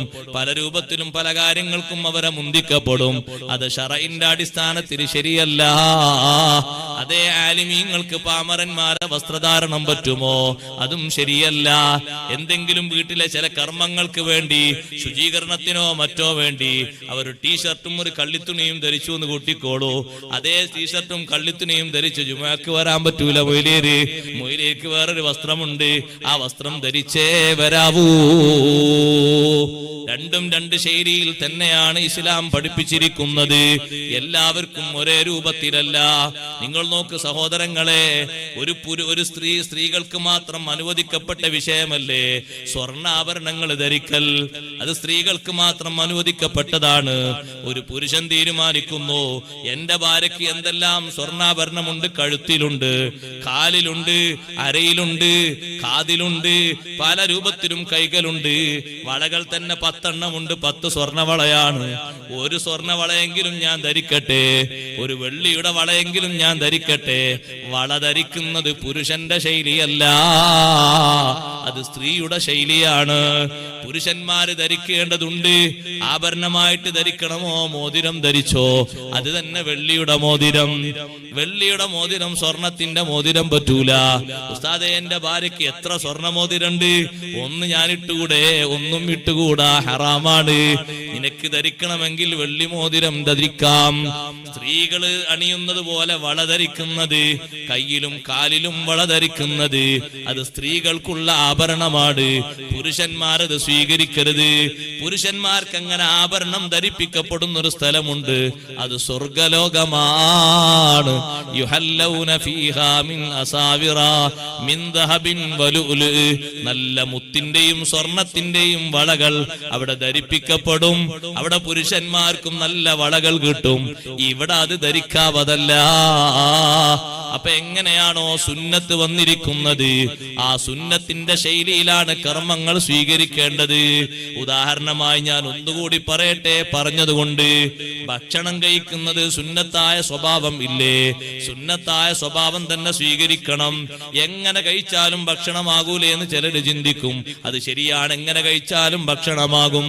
കൈകൊണ്ട് കഴിക്കാൻ കഴിയുന്ന ഭക്ഷണങ്ങൾ അത് കൈകൊണ്ട് തന്നെ കഴിക്കലാണ് സുന്നത്ത്, ഭക്ഷിക്കലാണ് സുന്നത്ത്. അതേ സമയത്ത് കൈയിനൊരു തകരാറും ഇല്ല, കൈകൊണ്ട് എടുത്ത് കഴിക്കാൻ പറ്റും. പിന്നെയും അതാ ഉപകരണങ്ങൾ പിടിച്ച് വലത്തെ കൈകൊണ്ടും ഒന്ന് കൊത്തിയെടുക്കുന്നു, ഇടത്തെ കൈകൊണ്ടും കൊത്തിയെടുക്കുന്നു. കണ്ടില്ലേ ചില ഭക്ഷണങ്ങളൊക്കെ? 2 കൈയിലും 2 ഉളി തന്നിരിക്കുകയാണ്. ഉളി പോലത്തെ 2 ഉപകരണം അല്ലേ? നല്ല 3 കൂർപ്പുള്ള പിന്നെ ചെറിയ കയ്യില് കണ്ടില്ലേ മോനെ? അത് വലത്തെ കയ്യിലും ഇടത്തെ കയ്യിലും. ഈ കൈ കൊണ്ട് തോണ്ടിയെടുക്കുന്നു, JCB മോഡൽ. ഈ കൈ കൊണ്ട് തോണ്ടിയെടുക്കുന്നു. അപ്പൊ 2 കൈ കൊണ്ടാ ഭക്ഷിക്കുന്നത്, ഒരു കൈ കൊണ്ട് മാത്രമല്ല. ഭക്ഷിക്കേണ്ടതും വലത്തെ കൈ കൊണ്ട്, കുടിക്കേണ്ടതും വലത്തെ കൈ കൊണ്ടാണ്. പക്ഷെ ആളുകളെ ശൈലി നോക്ക് നിങ്ങൾ. അസറിന് ഒരു ചായയും കടിയും കിട്ടിയാൽ ഇടത്തെ കയ്യിൽ കടി, വലത്തെ കയ്യിൽ ചായ. അത് പറ്റൂല. 2 വലത്തെ കൈ കൊണ്ട് തന്നെയാണ്. ഇടത്തെ കൈ അത് ഭക്ഷണം കഴിക്കാനുള്ളതല്ല, ആണോ? ഇടത്തെ കൈ വെള്ളം കുടിക്കാനുള്ളതല്ല. ഇടത്തെ കൈ മൂക്ക് പിഴിയാനുള്ളതാണ്. മൂക്ക് പിഴിയുക, മൂക്കിലെ അസ്പൃശ്യതകളൊക്കെ നീക്കുക. അതുപോലെ തന്നെ തലയിൽ എവിടെങ്കിലും ചൊറിയുന്നുണ്ടെങ്കിൽ ഫാനൊക്കെ എടുക്കുക, എനിക്ക് ഇടത്തെ കൈ. കക്ഷത്തിലെ രോമങ്ങൾ പറിക്കുക, മൂക്കിലെ രോമങ്ങൾ, ഇതൊക്കെ സുന്നത്താണ്. മൂക്കിലെ രോമങ്ങൾ പറിക്കുക, അസ്പൃശ്യതകൾ നീക്കുക, അതിനൊക്കെ ഉള്ളതല്ലേ ഇടത്തെ കൈ. ഒരാൾ ഒരു മുസാഫത്ത് ചെയ്യുമ്പോ ഇടത്തെ കൈ കൊടുത്താൽ തന്നെ ഇവനൊരു വിവരമില്ല എന്നല്ലേ പറയാം. വലത്തെ കൈയല്ലേ ഇതിന് കൊടുക്കൽ. 2 മാറ്റണ്ടല്ലോ. കുടിക്കാനും ഭക്ഷിക്കാനും 2നും വലത്തെ കൈയാണ്. അപ്പൊ വലത്തെ കൈ കൊണ്ട് കുടിക്കുന്നു, ഇടത്തെ കൈ കൊണ്ട് ഭക്ഷണം കഴിക്കുന്നു, അത് ശരിയല്ല. വലത്തെ കൈ കൊണ്ട് ചായ കുടിച്ച് ആ ചായ അവിടെ വെച്ച് പിന്നെയും വലത്തെ കൈ കൊണ്ട് കടി എടുത്ത് കഴിച്ചിട്ട് പിന്നെ ആ കടിയോടെ ഒക്കെ പിന്നെ ചായ എടുക്കുക. കടിക്കാൽ ഇടത്തെ കൈ കൊണ്ടാകരുത്. കാല് കൈകാനുള്ള കൈയാണ് ഇടത്തെ കൈ. വലത്തെ കൈ കൊണ്ട് കാല് കൈകരുത്, ഇടത്തെ കൈ കൊണ്ടാണ് കാല് കൈക്കേണ്ടത്. കാല് തേച്ച് കൈകൾ സുന്നത്തുണ്ട്, കൈയുണ്ട്, അത് ഇടത്തെ കൈ കൊണ്ടാണ്, വലത്തെ കൈ കൊണ്ടല്ല. പക്ഷെ പലതിനും നമുക്ക് ഷൂട്ടബിൾ ആയി കിട്ടുന്നത് വലത്തെ കൈ. അതുകൊണ്ടാണ് ചില ആൾക്കാരൊക്കെ വലത്തെ കൊണ്ട് നീങ്ങുന്നത്. മൂക്ക് ഉസ്താദെ, മൂക്ക് പിഴിയുന്നത് ഇടത്തെ കൈ കൊണ്ടാണ് സുന്നത്ത് എന്ന് പറഞ്ഞാലും നല്ലോണം അങ്ങോട്ട് പിഴിഞ്ഞു വരാൻ നല്ലത് വലത്തെ കൈയാണ്. അത് പറ്റൂല. നമുക്ക് അങ്ങനെയാണ് ഷൂട്ടബിൾ നോക്കിയിട്ടല്ല, എങ്ങനെയാണോ സുന്നത്ത് വന്നത് അങ്ങനെ നോക്കിയിട്ടാ കാര്യം ചെയ്യേണ്ടത്. അതാണ് സ്വീകരിക്കേണ്ട മാർഗം. നഖം എങ്ങനെ മുറിച്ചാലും മുറിയും. പക്ഷെ നഖം മുറിക്കേണ്ടതിന് ഒരു ശൈലിയില്ലേ, ഒരു രൂപമില്ലേ? ഉണ്ട്. ദിവസമില്ലേ? ദിവസമുണ്ട്. ഒന്നുകിൽ തിങ്കളാഴ്ച ദിവസം. ഇന്നേതാ ദിവസം? തിങ്കളാഴ്ച അല്ലേ? കഴിഞ്ഞു, ദിവസം കഴിഞ്ഞു. ഇത് നാളത്തെ രാത്രിയല്ലേ? തിങ്കളാഴ്ച, അല്ലെങ്കിൽ വ്യാഴാഴ്ച, അല്ലെങ്കിൽ വെള്ളിയാഴ്ച. ആ 3 ദിവസം നോക്കുക നഖം മുറിക്കാൻ. മുറിക്കുന്നതിന് മുമ്പ് 2 കൈകളും കഴുകണം, നഖങ്ങളൊക്കെ കഴുകണം. സുന്നത്തുണ്ട്. സുന്നത്ത് നല്ലോണം നിയ്യത്ത് ചെയ്തുകൊണ്ട് ആദ്യം തന്നെ നമ്മൾ ഈ അത്തഹിയാത്തിൽ ഉയർത്തുന്ന വലത്തെ കൈയിന്റെ വിരല് ആദ്യം അതിന്റെ നഖാണ് മുറിക്കേണ്ടത്. മുസബ്ബിഹ വിരല്, അതാണ് ആദ്യം തുടക്കം വലത്തെ കൈയിന്റെ. പിന്നെ അങ്ങനെ ചെറുവിരൽ വരെ മുറിച്ച് പിന്നെ അതിന്റെ തള്ളവിരല്. ഒരാൾ ആദ്യം ചെറുവിരലിൽ നിന്ന് തുടങ്ങി നഖം മുറിയില്ലേ? നഖം മുറിയും, പക്ഷേ അത് സുന്നത്തിനെതിരാണ്. കാലിൽ ഒരാൾ ആദ്യം തന്നെ തുടങ്ങി തള്ളവിരൽ, വലിയ വിരൽ നോക്കിയിട്ട് തള്ളവിരലോട് തുടങ്ങി, സുന്നത്തിനെതിരാണ്. സുന്നത്ത് ചെറുവിരൽ കൊണ്ട് തുടങ്ങണം. വലത്തെ കാലിന്റെ ചെറുവിരൽ കൊണ്ട് നേരെ തുടങ്ങി ഇടത്തെ കാലിന്റെ ചെറുവിരൽ വരെ. ഏതെങ്കിലും ഒരു കൈയിന്റെ ഒരു വിരലിന്റെ നഖം മുറിക്കാതിരിക്കുന്നത് ഇത് പാടില്ല. എല്ലാ വിരലിന്റെ നഖങ്ങളും മുറിക്കണം. ഉസ്താദെ, ഒന്ന് അടയാളം വെക്കാൻ വേണ്ടി അങ്ങനെ ഒന്നില്ല. എല്ലാ വിരലുകളും ഒരുപോലെ മുറിക്കണം. എല്ലാ മുടിയും ഒരുപോലെ മുറിക്കേണ്ട പോലെ തന്നെ ചില മുടി മാത്രം ഇങ്ങനെ ഒരു പുട്ട് പോലെ, ചില മുടി മാത്രം ഇങ്ങനെ നിർത്തിയിട്ട്, ചില മുടി മാത്രം ഇങ്ങനെ വളർത്തിയിട്ട്, ഒരു തൊപ്പിക്ക് കറക്റ്റ് ആയിട്ട് മുടി ഇങ്ങനെ വെട്ടി റെഡിയാക്കിയിട്ട് തൊപ്പിന്റെ ഉള്ളിൽ ഒരു പുട്ട് എന്ന് പറഞ്ഞാറില്ല മോനെ? രാവിലൊക്കെ ഭക്ഷണം കഴിക്കാണ്ടാവും പുട്ട് പറഞ്ഞ സാധനം. ഇവിടെ പുട്ട് എന്നല്ലോ പറയാ, ഇവിടെ മാറ്റണ്ടോ? ആ പുട്ട്, അത് തൊപ്പിന്റെ പുട്ടാകരുത്. ഈ മുടി ഒന്നായിട്ട് പുറത്തു നിന്ന് കണ്ടുനോക്കുമ്പോ എന്ത് ഇഖ്ലാസ് ഉള്ള മോനിലെ, ഒരു സംഭാവന കൊടുത്താലും തോന്നുക. കാരണം ആ തൊപ്പിന്റെ കറക്റ്റ് ആയിട്ടല്ല മുടി വെച്ചു. അപ്പോഴാണ് തൊപ്പി തലേന്ന് തെറിച്ചു പോയപ്പോ തൊപ്പിന്റെ ഉള്ളിൽ ഒരു പുട്ട്, വലിയ പുട്ട്. കുട്ടികളൊക്കെ പണ്ട് ചിരട്ടന്റെ പുട്ടുണ്ട്, അതുപോലത്തെ ഒരു പുട്ട് തൊപ്പിന്റെ ഉള്ളിൽ. മുടി സമമായി മുറിക്കണം, അങ്ങനെയാണ് അതിന്റെ സുന്നത്ത്. പകുതി ഭാഗം മാത്രം വടിച്ചു കളഞ്ഞ ഒരു കുട്ടിയെ കണ്ടപ്പോ അഷ്റഫുൽ ഖൽഖ് സ്വല്ലല്ലാഹു അലൈഹി വസല്ലം നിങ്ങൾ ആ കുട്ടിയെ വിലക്കി, മോനെ ഇങ്ങനെ ചെയ്യരുത്. ഒന്നുകിൽ മുടി നീ മുഴുവനായും കളയണം, അല്ലെങ്കിൽ എല്ലാ ഭാഗവും ഒരുപോലെ മുറിക്കണം. മുറിക്കുന്ന ആൾക്കാരോട് പറഞ്ഞു. ചില ആൾക്കാരൊക്കെ മുടി മുറിക്കുമ്പോ അവർക്ക് അങ്ങനെ ശീലായി പോയിട്ടുണ്ട്. എന്ത്, മുൻഭാഗത്ത് കുറച്ച് മുടി ഇങ്ങനെ ഒരു ഹമ്പ് മോഡലിൽ കുറച്ചവിടെ വെച്ച് അങ്ങനെ ശീലായിട്ടുണ്ട്. അപ്പൊ അവരോട് പറയണം, മുന്നിലും ബാക്കിലും ഒരുപോലെ മുറിക്കണം, എല്ലാ ഭാഗത്തും. നെറ്റി അത് വെളിവായി നിൽക്കേണ്ട ഒന്നാണ്. നെറ്റി മുടി കൊണ്ട് മറയാൻ പാടില്ല. മാത്രല്ല സഹോദരങ്ങളെ, നെറ്റിയുടെ ഇപ്പുറത്തേക്ക് താഴ്ന്ന രൂപത്തിൽ മുടി ഇങ്ങനെ മേലോട്ട് വെച്ചിട്ടുണ്ടെങ്കിൽ, മേലോട്ട് ഇങ്ങനെ വാർന്നു വെച്ച മുടിയാണ്, ആ മുടി ഇങ്ങനെ കറക്റ്റ് ഇങ്ങോട്ട് തൂക്കി നോക്കുമ്പോ നെറ്റിന്റെ ഈ തലയുടെ അതിർത്തിയിൽ നിന്ന് ഇപ്പുറത്തേക്ക് പോരുന്ന മുടിയാണ്. ആ മുടിയാണ് ഉളൂയിൽ ഒരാൾ ഇങ്ങനെ തൊട്ടി തടവിയതെങ്കിൽ അതും പ്രശ്നമാണ്. തലന്റെ അതിർത്തിയിൽ നിന്ന് പുറത്തുപോയ മുടി തടവിയാൽ പോരാ, ഉളൂയില് തടവൽ ശരിയാകാൻ. തലന്റെ അതിർത്തി നിന്നൊക്കെ പുറപ്പെട്ടു പോയ മുടിയാണ്. മുടി തലന്റെ അതിർത്തിയുടെ ഉള്ളിൽ പാകപ്പെട്ടതാകണം. അപ്പൊ ആ പാകത്തിൽ തന്നെയാണ് മുടി മുറിക്കേണ്ടത്. ചെവിക്കുറ്റിയുടെ ഭാഗവും പെരടിയുടെ ഭാഗവും ഒക്കെ വളരെ കറക്റ്റ് ആക്കിക്കൊണ്ട് മുടി മുറിക്കണം. അങ്ങനെയാണ് അതിന്റെ സുന്നത്ത്. നഖം മുറിക്കേണ്ടത് അതേ ശൈലിയിലാണ്. ഭക്ഷണം കഴിക്കുന്നത് എപ്പോഴും ഒരേ നടുഭാഗത്തിന്റെ ഭാഗം ബാക്കിയാക്കിയിട്ട് വലത്തെ ഭാഗത്തുനിന്നും ഇടത്തെ ഭാഗത്തുനിന്നും വലത്തെ ഭാഗത്തുനിന്നും ഇടത്തെ ഭാഗത്തുനിന്നും ഇങ്ങനെ എടുത്ത് നടുവിലെ ഭാഗം അവസാനം കഴിക്കുക. അങ്ങനെയാണ് കഴിച്ചിട്ട് അവസാനം ഒരു കഷ്ണം, ഇറച്ചി കഷ്ണമോ മറ്റോ ഒന്ന് അവസാനം ഒന്ന് വറക്കത്തിൽ, അങ്ങനെ ഇറച്ചിയും മീനും കഴിക്കുന്നതിന് കുഴപ്പമൊന്നുമില്ല. പക്ഷെ നടുവിലെ ഭാഗം ഒന്നാകെ കുഴക്കരുത്. ചിലതങ്ങനെ അവർ ചോറ് വയ്ക്കുന്നത് കാണുമ്പോ തന്നെ ഒരു ഇടങ്ങേറ് തോന്നും. കറി അങ്ങോട്ട് വെച്ചിട്ട് ഒന്നാകെ അങ്ങനെ കുഴച്ച് റെഡിയാക്കിയിട്ട് അങ്ങനെ കുഴക്കരുത്. വലത്തെ ഭാഗത്തുനിന്ന് എടുക്കുക, ഇടത്തെ ഭാഗത്തുനിന്ന്, പിന്നെയും വലത്തെ ഭാഗത്തുനിന്ന്, പിന്നെയും ഇടത്തെ ഭാഗം. അപ്പൊ നടുഭാഗം അവിടെ ഇങ്ങനെ ബറക്കത്ത് ഇറങ്ങിക്കൊണ്ടിരിക്കും എന്നാണ് നബി സല്ലല്ലാഹു അലൈഹി വസല്ലം പഠിപ്പിച്ചത്. അപ്പൊ അതേ ശൈലിയിൽ തന്നെ ആ ഭക്ഷണം കഴിക്കുമ്പോ സുബ്ഹാനല്ലാഹ് നമ്മൾ ചെയ്യുന്ന അമല് അഹ്സനു അമല, നല്ല അമലായി കിട്ടി. ആ നഖം മുറിച്ചാൾ തന്നെ മുറിച്ച ഉടനെ തന്നെ മുറിക്കപ്പെട്ട നഖങ്ങൾ വിരലുകൾ കഴുകണം. മുറിച്ച നഖങ്ങളോ അത് പുറത്തേക്ക് വലിച്ചെറിയരുത്. ഒരു ചെറിയ കുഴി കുഴിച്ചുകൊണ്ട് അതിന്റെ ഉള്ളിൽ മറവ് ചെയ്യണം. അതും സുന്നത്താണ്. സഹോദരങ്ങളെ, ഈ അവസ്ഥകളൊക്കെ ഒരാൾ പാലിച്ചുകൊണ്ട് ഒരു കാര്യം ചെയ്യുമ്പോഴാണ് അത് നല്ല അമലായി തീരുന്നത്. ഇന്നും നിങ്ങൾ നോക്ക്, നമ്മളെല്ലാവരും ഇന്നും കുളിച്ചവരല്ലേ. പലരുടെ കുളിയും നല്ല കുളിയായിട്ടില്ല. എന്തേ കാരണം? ചില ആളുകളൊക്കെ കുളിക്ക് നിയ്യത്ത് വെക്കണമെങ്കിൽ ഒന്നെങ്കിൽ ജുമുഅ ദിവസം വരണം, അല്ലെങ്കിലോ ജനാബത്ത് കുളിയാകണം. എല്ലാ ദിവസത്തെ കുളിക്കും നിയ്യത്തുണ്ട്. കുളിക്കാകെ 2 ഫർളല്ലേ ഉള്ളൂ. സുന്നത്തുകൾ 10-15 എണ്ണമുണ്ട്. ആ സുന്നത്തുകളൊക്കെ പാലിച്ചിട്ടുള്ള കുളിയാണോ? ആ കുളിക്കുന്ന അത്രയും നേരം നമ്മൾ ചെയ്ത അമല് അഹ്സനു അമലാ, ഏറ്റവും നല്ല അമലാണ്. മുത്തുനബി സല്ലല്ലാഹു അലൈഹി വസല്ലം നിങ്ങൾ കുളിച്ചൊരു ശൈലിയില്ലേ? ആയിഷ ബീവി റളിയല്ലാഹു അൻഹ രേഖപ്പെടുത്തിയത് കാണാം. വുളു എടുക്കാതെ, കാമിലായ വുളു എടുക്കാതെ അവിടുന്ന് കുളിച്ചിട്ടില്ല. എപ്പോ കുളിച്ചിട്ടുണ്ടോ കുളിക്ക് മുമ്പ് ഉളു എടുത്തിട്ടുണ്ട്. നമ്മളിൽ പലരുടെയും സ്വഭാവം കുളി കഴിഞ്ഞിട്ട് പിന്നെ വന്ന് ഉളു എടുക്കുന്നത് കാണാം. അങ്ങനെയല്ല ചെയ്യേണ്ടത്. കുളിന്റെ മുമ്പാണ് ഉളു. എത്രത്തോളം പണ്ഡിതന്മാര് പഠിപ്പിച്ചു, കുളിയുടെ മുമ്പ് നിർവഹിക്കുന്ന ഉളു ഇടയിൽ വെച്ച് മുറിഞ്ഞു പോയാൽ ഇടയിൽ വെച്ച് ആ ഉളു പുതുക്കുന്നത് സുന്നത്താണ്. അത്രയും ശ്രേഷ്ഠതയുള്ള ഉളു ആണ് കുളിന്റെ മുമ്പുള്ള ഉളു. അതുകൊണ്ട് കുളിക്കുന്ന ആള് അയാൾ ഉളു എടുക്കണം. ഉളു എടുത്തിട്ടാണ് കുളിക്കേണ്ടത്. കുളിക്കേണ്ട രൂപത്തിൽ കുളിക്കണം. സഹോദരങ്ങളെ, ആ കുളി കഴിഞ്ഞിട്ടും നമുക്ക് സാധ്യമെങ്കിൽ ഉളുവിന് ശേഷം കൈ ഉയർത്തിയിട്ട് 3 പ്രാവശ്യം ചൊല്ലുന്ന ദിക്റില്ലേ, അത് കുളിക്ക് ശേഷവും സുന്നത്തുണ്ട്. തുടക്കത്തിൽ ബിസ്മി, ഉളുവിന് ബിസ്മിയും ഔദൊക്കെ ചൊല്ലും പോലെ തന്നെ ഉളുവിന്റെ തുടക്കത്തിൽ, കുളിയുടെ തുടക്കത്തിനും അത് സുന്നത്തുണ്ട്. എല്ലാ ദിവസത്തെ കുളിക്കും നിയ്യത്ത് വെക്കണം. ഇന്നത്തെ സുന്നത്തായ കുളി ഞാൻ കുളിക്കുന്നു, നിർവഹിക്കുന്നു എന്ന് നിയ്യത്ത് വെക്കുക. അല്ലെങ്കിൽ എന്ത് ലഭിക്കും? നല്ല തണുപ്പ് കിട്ടും. ശരീരത്തിലെ മാലിന്യങ്ങളൊക്കെ നീങ്ങിക്കിട്ടും. ചെയ്യുന്ന പ്രവർത്തനം നല്ല അമലായി രേഖപ്പെടുത്തപ്പെടൂല. അതൊരു കുളിയായി നമ്മുടെ കിതാബിൽ രേഖപ്പെടുത്തപ്പെടണോ? കുളിക്കുള്ള ഫർള് 2 എണ്ണമാണ്. ഒന്ന് നിയ്യത്താണ്, മറ്റൊന്ന് ശരീരം മുഴുവനും വെള്ളം ഒലിപ്പിക്കലാണ്. രണ്ടും ഉണ്ടെങ്കിലേ ഒരു കുളിയായി പരിഗണിക്കൂ.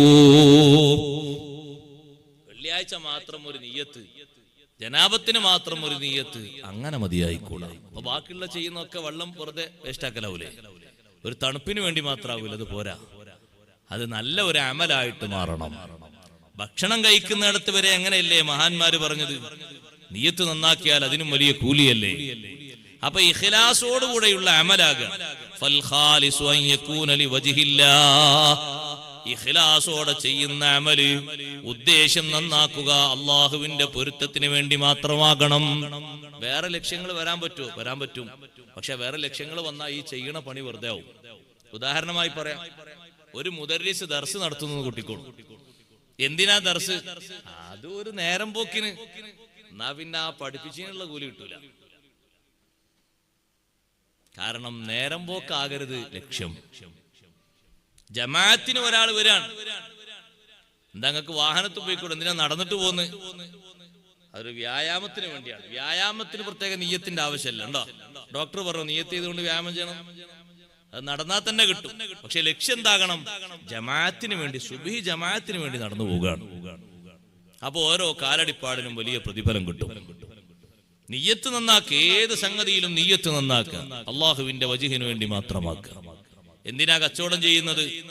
സമ്പത്ത് വർദ്ധിപ്പിക്കാനെന്നല്ല, ഹലാലായ നിലക്ക് ജീവിക്കാനും കുടുംബം പോറ്റാനും ദീൻ ഖിദ്മത്ത് എടുക്കാനും. എന്തിനാ സമ്പത്തിന്റെ മേലെ വീണ്ടും സമ്പത്ത് ഉണ്ടാക്കുന്നത്? ദീനിനെ സഹായിക്കാൻ. മക്കളെയും പേരക്കുട്ടികളെയും നല്ല രൂപത്തിൽ വളർത്താൻ, നല്ല ആത്മാഭിമാനത്തോടെ ജീവിക്കാൻ, ഹൈറായ മേഖലകളിലൊക്കെ സമ്പത്ത് ചെലവഴിക്കാൻ, അതാണ് ലക്ഷ്യമാകേണ്ടത്. അങ്ങനെ ലക്ഷ്യമായി കിട്ടിയാൽ ചെയ്യുന്ന ഏത് പണിയും ഇഖ്ലാസുള്ള പണിയായി മാറും. ഏതും ഉദ്ദേശിക്കേണ്ടത് അങ്ങനെയാണ്. അങ്ങനെ നിയ്യത്ത് വരുമ്പോഴേ സഹോദരങ്ങളെ അമല് നന്നായി കിട്ടൂ. അപ്പൊ മൗത്തും ഹയാത്തും അല്ലാഹു തആല സൃഷ്ടിച്ചത്, നമുക്ക് അമലിന് കഴിയുന്ന ഹയാത്ത് അല്ലാഹു നൽകിയത്, മരണം നമ്മുടെ മേൽ അല്ലാഹു തആല ഏൽപ്പിച്ചു വെച്ചത് ഈ നല്ല അമല് ചെയ്തിട്ടുണ്ടോ എന്നൊരു പരിശോധനക്കാണ്. ശേഷമല്ലേ പരിശോധനയുടെ ലോകം വരുന്നത്. പരിശോധനയുടെ ലോകമാണല്ലോ മരണത്തിന് ശേഷമുള്ള ലോകം മുഴുവനും. ആദ്യഘട്ടം ഖബറാണ്, പിന്നെ മഹ്ശറാണ്. എല്ലാ ഇടങ്ങളിലും വേണ്ടത് നല്ല അമലാണ്. വിശുദ്ധ ഖുർആൻ ഇത് പലയിടങ്ങളിലും ഇത് ബോധിപ്പിച്ചിട്ടുണ്ട്. എല്ലാ വെള്ളിയാഴ്ചയും ഓതുന്ന സൂറത്തുൽ കഹ്ഫിലും ഇതേ ആശയം തന്നെ അല്ലാഹു പഠിപ്പിച്ചു. ഇന്നാ ജഅൽനാ മഅലൽ അർളി സീനത്തൻ ലഹാ ലിനബ്ലുവഹും അയ്യുഹും അഹ്സനു അമലാ. അവിടെയും അല്ലാഹു പറഞ്ഞു, ഭൂമി ലോകത്തുള്ളത് സർവ്വതും സംവിധാനിച്ചത്, ഭൂമി ലോകത്തുള്ള അലങ്കാരങ്ങളൊക്കെ നിർമ്മിച്ചു തന്നത്, ഭൂമിക്ക് സൗന്ദര്യവും ഒക്കെ നൽകിയത് ലിനബ്ലുവഹും അയ്യുഹും അഹ്സനു അമലാ. ആ ഭൂമിയിൽ ജീവിക്കുന്നവരിൽ ഏറ്റവും നല്ല പ്രവർത്തനം നടത്തുന്നത് ആരാണെന്ന് പരിശോധിക്കാനാണ്. ജനങ്ങൾക്ക് ഈ സൗകര്യങ്ങളും സംവിധാനങ്ങളൊക്കെ തന്നത് അതിനാണ്. ഇവിടെ ഞാൻ ഒറ്റ തഫ്സീർ കൂടി വായിക്കട്ടെ. ഇമാം അബൂ സഊദ് റഹ്മത്തുള്ളാഹി അലൈഹി നല്ല അമലി എന്താണെന്ന് വിശദീകരിച്ചപ്പോൾ മഹാൻ അവർകൾ പറഞ്ഞു, വഹുസ്നുൽ അമലി അസ്സുഹുദു ഫീഹാ. ഈ ഭൂമി ലോകത്ത് ജീവിക്കുമ്പോ ത്യാഗ മനോഭാവത്തോടെ ജീവിക്കലാണ്. എന്താണ് സഹോദരങ്ങളെ, സഹോദരിമാരെ ത്യാഗം? അല്ലാഹു അനുവദിച്ചത് മാത്രം സ്വീകരിക്കുക, അനുവദിക്കാത്തത് വിട്ടേക്കുക. അല്ലാഹു അനുവദിക്കാത്തൊരു മാർഗമുണ്ട്.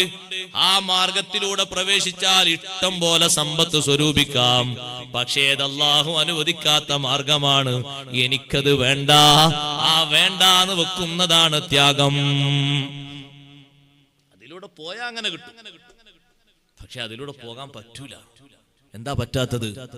അത് അല്ലാഹു അനുവദിക്കാത്തൊരു മാർഗമാണ്. അതുകൊണ്ടാണ്, വേറൊന്നുമല്ല. അപ്പൊ അത് വേണ്ടാന്ന് വെക്കാനുള്ള ഒരു മനസ്സ്. മഹാന്മാരുടെ ഒക്കെ ത്യാഗം വലിയ ത്യാഗമല്ലേ? അവരുടെ ആ ത്യാഗത്തിലേക്കൊന്നും നമുക്ക് എത്തിച്ചേരാൻ കഴിയൂല. അത്രയും വലുതാണ് അവരുടെ ത്യാഗം. എന്തൊരു വലിയ ത്യാഗമാണ്! ചെറിയൊരു സംശയം വന്നാൽ പോലും സ്വീകരിക്കാത്ത രൂപത്തിലുള്ള ത്യാഗമാണ് മഹാന്മാരുടെ ത്യാഗം. അതങ്ങനെ ആയിപ്പോകുമോ എന്ന് ചിന്തിച്ചുകൊണ്ടുള്ള ഒരു പേടി. ഇമാമുൽ ആലം അബൂ ഹനീഫത്തുൽ കൂഫി റളിയല്ലാഹു തആല അൻഹു കടം കിട്ടാനുള്ള ആളെടുത്ത് കടം ചോദിക്കാൻ വേണ്ടി പോയി. ഒരാളെ വീട്ടിൽ കടം ചോദിക്കാൻ വേണ്ടി പോയി. അവിടുന്ന് കടം കിട്ടാനുണ്ട്. അബൂ ഹനീഫ റളിയല്ലാഹു അൻഹു ആ കടം ചോദിക്കാൻ വേണ്ടി പോയപ്പോ അവിടെ കുറെ ആളുകൾ വേറെയും വന്നിട്ടുണ്ട്. അവര് പല ലക്ഷ്യത്തിനു വേണ്ടി വന്നതാണ്. ഈ വീട്ടുകാരന്റെ മുറ്റത്ത് നല്ല ഒരു തിണ്ണയുണ്ട്. തിണ്ണാന്ന് പറഞ്ഞാൽ മനസ്സിലായ മോനെ? ഒരു തിണ്ട്, മനസ്സിലായില്ലേ? ഇരിക്കാനൊക്കെ സൗകര്യമുള്ള, തണലൊക്കെ ഇരിക്കാൻ പറ്റുന്ന, അപ്പുറത്ത് മരങ്ങളൊക്കെ വെച്ചിട്ട് നല്ല ഒരു തിണ്ടുണ്ട്. പലരും അവിടെ ഇരിക്കുന്നുണ്ട്. ഇമാമുൽ ആലം അബൂ ഹനീഫ റളിയല്ലാഹു അൻഹു വെയിലത്ത് തന്നെ നിൽക്കുകയാണ്. പലരും പറഞ്ഞു, ഇവിടെ ഇരുന്നോളി, ഇതാ ഇവിടെ ഇരുന്നോളി, ഇവിടെ സീറ്റ് ഉണ്ട്, ഇവിടെ ഇരുന്നോളി, ഇവിടെ ഇരുന്നോളി. അബൂ ഹനീഫ ഇമാം റളിയല്ലാഹു അൻഹു ഇരിക്കാത്തത് ഊരക്ക് വല്ല തകരാറുള്ളതുകൊണ്ടല്ല, കാലിന് വല്ല പ്രശ്നമുള്ളതുകൊണ്ടല്ല, മാനവറുകൾ പേടിച്ചുകൊണ്ടിരിക്കാത്തതാണ്. ഒരു ഹദീസിന്റെ അർത്ഥം ചിന്തിച്ചുകൊണ്ടുള്ള പേടി വന്നുപോയി. ഞാൻ ഇയാളിൽ നിന്ന് കടം വാങ്ങാൻ വേണ്ടി വന്നതാണ്, എനിക്ക് കിട്ടാനുള്ള പണം വാങ്ങാൻ വേണ്ടി വന്നതാണ്. അപ്പൊ ഈ മനുഷ്യന്റെ വീട്ടുമുറ്റത്ത് ഉള്ള ഈ തണലിൽ ഇരുന്നിട്ട് അല്പനേരം ഞാൻ ഉപകാരമെടുത്താൽ കിട്ടാനുള്ള കടത്തിന്റെ പുറമെ അതൊരു പലിശയാകുമോ എന്നൊരു പേടി. കുല്ലു ഖർലിൻ ജറ മൻഫഅതൻ ഫഹുവ റിബൻ എന്നൊരു ഹദീസ് ആലോചിച്ചുകൊണ്ട് മഹാനവറുകൾ അവിടെ വെയിലത്ത് നിൽക്കുന്നു. ഉപകാരം സ്വീകരിക്കുന്ന രൂപത്തിലുള്ള കടം അത് പലിശയാണോ? നിങ്ങൾ ഒരാള് എന്നോട് എനിക്ക് കാശ് തരാണ് കടായിട്ട്, ഒരു 10,000 രൂപ. 10,000 ഞാൻ തരാം, പക്ഷേ ഒരു നിബന്ധന ഉണ്ട്. എന്താ നിബന്ധന? ഓരോ മാസവും ഒരു 100 രൂപ അങ്ങനെ തരണം. ഈ കടം 2 കൊല്ലം കഴിഞ്ഞിട്ട് തന്നാൽ മതി 10,000. ഓരോ മാസവും കടം തന്നതിന്റെ പേര് 100 രൂപ പലിശയല്ലേ? ആ പലിശ. പക്ഷെ നിങ്ങൾക്ക് 10,000 ഉപകാരത്തിനല്ലേ ഞാൻ തന്ന്, കടം തന്നില്ലേ? ഇങ്ങനെ എന്തെല്ലാം നടക്കുന്നു സഹോദരങ്ങളെ. അതേ രൂപത്തിൽ വാഹനം കൊടുക്കലും, അതേ രൂപത്തിൽ വീട് കൊടുക്കലും, അതേ രൂപത്തിൽ പറമ്പ് കൊടുക്കലും ഒക്കെ അല്ലേ ഇപ്പൊ സജീവമായിട്ട്. അതിനൊന്നും കുഴപ്പമില്ല, നാട്ടിലെല്ലാ ആൾക്കാരും ചെയ്യുന്നില്ലേ? അത്ര വലിയ പ്രശ്നമുള്ളതാ? അത് പ്രശ്നമുള്ളതല്ല. അപ്പൊ ഒരു സഹോദരി മറ്റേ സഹോദരിക്ക് പണ്ടം കൊടുക്കുന്നു. പൊണ്ടല്ല, പണ്ടം, സ്വർണം. സ്വർണം കൊടുക്കുന്നു. 20 പവൻ സ്വർണം ധരിക്കാൻ വേണ്ടി ഒരു 3 കൊല്ലത്തേക്ക് കൊടുക്കുകയാണ്. പക്ഷെ ഒരൊറ്റ നിബന്ധനയുള്ളത്. എന്താ നിബന്ധന?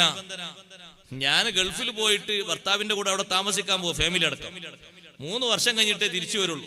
നിനക്കൊരു സഹായത്തിനല്ലേ എന്റെ സ്വർണം മുഴുവനും തന്നെ ധരിക്കാൻ വേണ്ടിയിട്ട്. അതുകൊണ്ട് നീ എന്റെ വീടൊക്കെ എല്ലാ ആഴ്ചയിലും ഓരോ ദിവസവും ഇടക്കൊക്കെ വന്നിട്ടൊന്ന് വൃത്തിയാക്കി ഒന്ന് കഴുകി സൂക്ഷിച്ച് റെഡിയാക്കി വെക്കണം. അതുപോലും സന്ദേഹമാണ് സത്യത്തിൽ.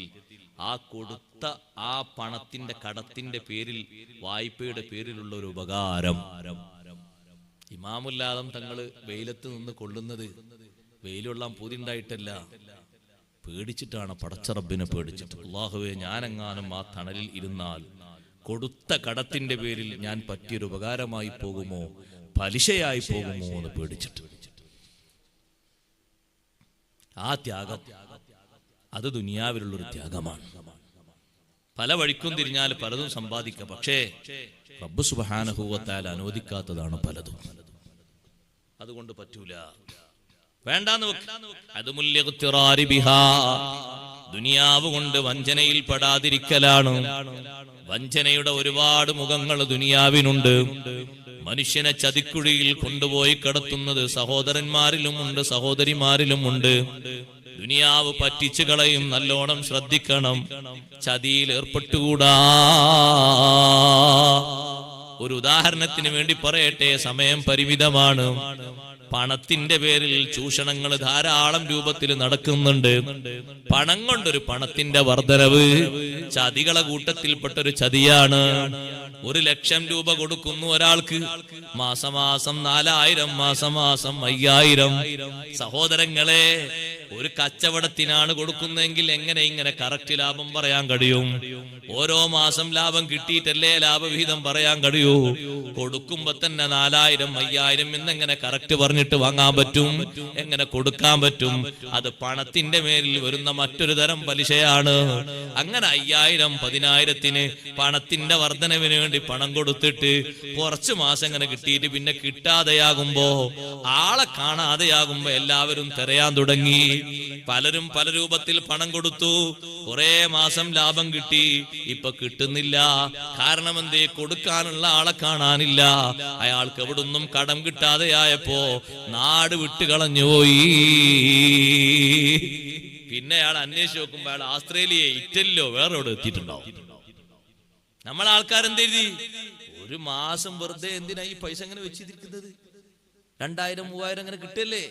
അങ്ങനെ പോന്നോട്ടെ, നമുക്ക് മുടക്കൊന്നുമില്ലല്ലോ. അങ്ങ് കൊടുത്തു. അപ്പൊ ഇവിടുന്ന് വാങ്ങിയിട്ട് അപ്പുറത്ത് കൊടുത്തു, അവിടുന്ന് വാങ്ങിയിട്ട് ശതമാനം അപ്പുറത്ത് കൊടുത്തു. അവിടെ 10 ലക്ഷമാണോ അതിനനുസരിച്ച് കമ്മീഷൻ, അത് വേറൊരു ഭാഗത്തുനിന്ന് കൊണ്ട് അവിടെ കൊടുത്തു. അങ്ങനെ കൊടുത്ത് അവസാനം വേറെ എവിടെയും കിട്ടാതെയായി, കൊടുക്കാനില്ലാതെയായപ്പോ ഒരു ചെറിയൊരു വിസ സംഘടിപ്പിച്ചുകൊണ്ട് ആള് മുങ്ങി. പിന്നെ അത്യാവശ്യം നിർബന്ധമായിട്ട് ചോദിക്കുന്ന ആളുകളൊക്കെ ഏകദേശം മരിച്ചു എന്ന് കാണുമ്പോൾ ആള് നാട്ടിലെത്തും. സഹോദര, എന്തൊരു ബാധ്യതയാണ് ലോകത്ത് വരുത്തി തീർക്കുന്നത്. ദുനിയാവിന്റെ ചതിയിൽ പെട്ടുപോകരുത്. ചൂഷണങ്ങൾ ഒരുപാട് വർദ്ധിച്ചിട്ടുണ്ട്. മനുഷ്യന്മാര് തന്നെയാണ് അതിന്റെ പിന്നിൽ, ജിന്നുകളൊന്നുമല്ല. നമ്മൾ നന്നായി ശ്രദ്ധിക്കണം. ഹലാലായ മാർഗങ്ങൾ തന്നെ ഇഷ്ടം പോലെ അള്ളാഹു വെച്ച് തന്നിട്ടുണ്ട്. അത് വികസിപ്പിച്ചുകൊണ്ട് നന്നാക്കി എടുക്കണം. വൽ ഖനാഅതു ബിൽ യസീരി മിൻഹാ, പാകത്തിന് ജീവിക്കാനുള്ളത് അല്ലാഹു തന്നിട്ടുണ്ടോ? എന്നാൽ അതുകൊണ്ട് നീ പൊരുത്തപ്പെട്ട് ജീവിക്കണം. വൽ ഖനാഅതു ബിൽ യസീരി മിൻഹാ, ദുനിയാവിൽ പാകത്തിന് ജീവിക്കാനുള്ളത് അല്ലാഹു തന്നിട്ടുണ്ട്. അതുകൊണ്ട് അലച്ച വേണ്ട. ആ പാകത്തിനുള്ളത് സുന്ദരമായ രൂപത്തിൽ വളർത്തിയിട്ട് വികസിപ്പിച്ചിട്ട് തൃപ്തികരമായി ജീവിക്കണം.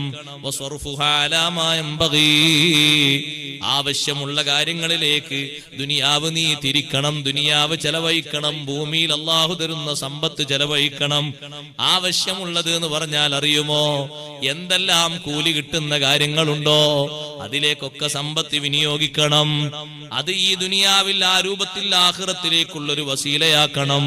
റബ്ബ് സുബ്ഹാനഹു വ തആല ഈ ദുനിയാവിൽ തന്ന സമ്പത്തും ദുനിയാവിൽ നമുക്ക് നൽകിയ ആരോഗ്യവും ദുനിയാവിൽ നമുക്ക് നൽകിയ സന്താനങ്ങളും ആഖിറത്തിലേക്കുള്ള വസീലകളാക്കി മാറ്റണം. അതൊക്കെ നല്ല അമലാണ്, ഹുസ്നുൽ അമലാണ്. സൽക്കർമ്മം, സുഹൃതങ്ങൾ എന്ന് പറഞ്ഞാൽ അതാണ്. നോക്ക്, നിങ്ങൾ കൂട്ടത്തിൽ ഒരു കാര്യമല്ലേ ഇവിടെയുള്ള ഉസ്താദുമാര്, ആ ഉസ്താദുമാർക്ക് ഓരോ ദിവസം മാസത്തിൽ ഒരു ദിവസം ഭക്ഷണം കൊടുക്കുക വലിയൊരു ഭാഗ്യമാണ്. ധാരാളം ആളുകൾ ഭക്ഷണം കൊടുക്കുന്നവരുണ്ട്. ഇന്നും ഇന്നലെയും ഒക്കെ ഞാൻ ഇവിടെ വന്നപ്പോ ഭക്ഷണം തന്നവരുണ്ട്. അല്ലാഹുവേ നീ ബർക്കത്ത് നൽകണേ അല്ലാ. ദീനീ സംരംഭങ്ങളെ വളർത്തുന്നതിനുള്ള വലിയൊരു സഹായമാണ് ഈ ഭക്ഷണം കൊടുക്കുക എന്നുള്ളത്. നബി സല്ലല്ലാഹു അലൈഹി വസല്ലം തങ്ങള് വല്ലാതെ പുകഴ്ത്തി പറഞ്ഞൊരു സംഗതിയാണ്. നമ്മുടെ പക്കൽ പിശുക്കില്ല എന്നതിന്റെ ഒരു തെളിവും കൂടിയാണ്. ദീനീ ഖിദ്മത്തിന് നേതൃത്വം നൽകുന്ന ഉസ്താദുമാർക്ക് ഭക്ഷണം കൊടുത്തുകൊണ്ട് അവരെ സഹായിക്കുന്നത് ദീനിനോട് ചെയ്യുന്ന വലിയൊരു ഖിദ്മയാണ്. കഴിയുന്നവരാരും അതിൽ നിന്ന് പിറകോട്ട് പോകരുത്. സ്വർഗത്തിൽ പോകുന്ന ആളുകളുടെ ലക്ഷണം പറഞ്ഞപ്പോൾ വരെ ഖുർആൻ അതെണ്ണി പറഞ്ഞു. അലാ ഹുബ്ബിഹി മിസ്കീനം വയതീമം വഅസീറാ. ഭക്ഷണം കൊടുക്കുന്നവരാണ് സ്വർഗത്തിൽ പോകുന്ന നല്ല നല്ല ആളുകൾ. ആ ഭക്ഷണത്തോട് അവർക്ക് താല്പര്യമുണ്ടായിട്ട് തന്നെ പാവപ്പെട്ട ആളുകൾക്ക് അവർ ഭക്ഷണം കൊടുക്കുന്നു, മിസ്കീന്മാർക്ക് കൊടുക്കുന്നു, അനാഥകൾക്ക് കൊടുക്കുന്നു. അൻസാറുകൾക്കുള്ള വലിയ മഹത്വം അതല്ലേ സ്വഹാബിമാർക്ക്. ഒരു വകുപ്പും ഇല്ലാതെ മദീനയിലേക്ക് വന്ന മുഹാജിറുകൾ സഹോദരങ്ങൾ എന്ന നിലക്ക് അവരെ സ്വീകരിച്ച് സ്വന്തം വീട്ടിൽ കൊണ്ടുപോയി താമസിപ്പിച്ച് ഒരു വീടാകുന്നത് വരെ, ഒരു ജോലിയാകുന്നത് വരെ ഭക്ഷണം കൊടുത്ത് ഒരു പക്ഷേ മരണപ്പെട്ടു കഴിഞ്ഞാൽ സ്വത്തിന്റെ ഒരു വിഹിതം കൂടി അവർക്ക് നീക്കിവെച്ച് ആദ്യഘട്ടത്തിൽ അങ്ങനെയല്ലേ പലരും ആ മുഹാജിറുകളെ സ്നേഹിച്ചത്. നിയമത്തിൽ മാറ്റം വരുന്നൊരു സമയം വരെ അതാ അൻസാരിയായ സ്വഹാബി മരിക്കുമ്പോ ആ അവരുടെ സ്വത്തിൽ നിന്നൊരു വിഹിതം മുഹാജിറായ സ്വഹാബിക്ക് വിഹിതം വെച്ചു കൊടുത്തിരുന്നു. പിന്നെയാണല്ലോ നിയമത്തിന് മാറ്റം വന്നത്. വഉലുൽ അർഹാമി ബഅദുഹും ഔലാ ബിബഅദിൻ ഫീ കിതാബില്ലാഹി മിനൽ മുഹാജിരീൻ. മുഹാജിറുകളെക്കാൾ സ്വന്തം കുടുംബക്കാർക്കാണ് സ്വത്തിന്റെ വിഹിതവുമായി ബന്ധമുള്ളത് എന്ന് അല്ലാഹു തആല പറഞ്ഞില്ലേ. അൻസാറുകളുടെ സ്നേഹം എത്ര വലിയ സ്നേഹമാണ്. അതുകൊണ്ട് ദീനീ ഖിദ്മത്തിന് ഭക്ഷണം കൊടുക്കാൻ കഴിയുന്നവര് പിറകോട്ട് നിൽക്കരുത്. അത് വലിയൊരു ഖിദ്മയാണ്. അല്ലാഹു നമുക്ക് നൽകിയതിൽ നിന്ന് അല്ലാഹുവിന്റെ ദീന് വളർത്താൻ വേണ്ടി ഇവിടെ നിങ്ങൾ നോക്ക്, സ്ഥാപനങ്ങൾ നടക്കുന്നുണ്ട്. ആ സ്ഥാപനങ്ങളെ നടത്തിപ്പിന് സഹായിക്കണം. ഉസ്താദുമാർക്ക് കൊടുക്കുന്നത് ചെറിയൊരു വേതനമാണെങ്കിലും സുബ്ഹാനല്ലാഹ് നമ്മുടെ ഒരു വക എപ്പോഴും അതിലുണ്ടാകണം. എല്ലാ മാസവും ഉണ്ടാകണം, വർഷത്തിലും ഉണ്ടാകണം. കൊടുക്കേണ്ട സന്ദർഭങ്ങളിലൊക്കെ കൊടുക്കണം. ഈ ദുനിയാവിൽ അല്ലാഹു തആല തന്നത് പരിശുദ്ധമായ ആഖിറത്തിലേക്ക് വലിയൊരു മാർഗമാക്കി വെക്കുന്നതും അഹ്സനു അമലാ, നല്ല രൂപത്തിലുള്ള അമലാണ്. ദുനിയാവ് പടച്ച റബ്ബിനെ അറിയാനുള്ള ഒരു മാർഗമാക്കി വെക്കണം. ദീൻ അനുവദിച്ച രൂപത്തിൽ മാത്രം ദുനിയാവ് കൊണ്ട് സുഖിക്കണം. ദുനിയാവ് കൊണ്ട് സുഖിക്കാൻ പറ്റുമോ? സുഖിക്കണം. നല്ല അമലാണ് ഈ പറയുന്നത്. പക്ഷേ ശറഅ് അനുവദിച്ചത് പ്രകാരം മാത്രം. ഉദാഹരണം പറഞ്ഞാൽ പെട്ടെന്ന് മനസ്സിലാകും.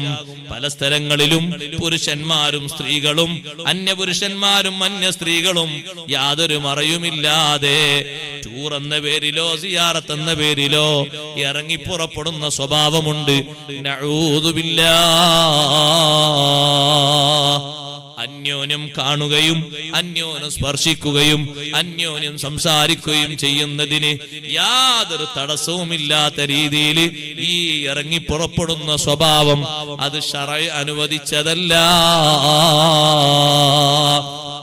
ഒരു കുടുംബത്തിൽ തന്നെ നോക്ക് നിങ്ങൾ, ഒരു കുടുംബത്തിലെ പെരുമാറ്റം തന്നെ ഏത് രൂപത്തിലാണോ ശറഅ് അനുവദിച്ചത് ആ രൂപത്തിലുള്ള പെരുമാറ്റമേ പറ്റുകയുള്ളൂ. ഭാര്യയും ഭർത്താവും തമ്മിലുള്ള ജീവിതത്തില് ശറഅ് അവർക്ക് അനുവദിച്ചൊരു സുഖമുണ്ട്. ആ സുഖത്തിന്റെ അപ്പുറം പറ്റുമോ? ഇല്ല. പരിധിയുടെ ഉള്ളിൽ നിന്നുകൊണ്ട് മാത്രമേ ദാമ്പത്യ ജീവിതത്തിൽ സുഖിക്കാവൂ.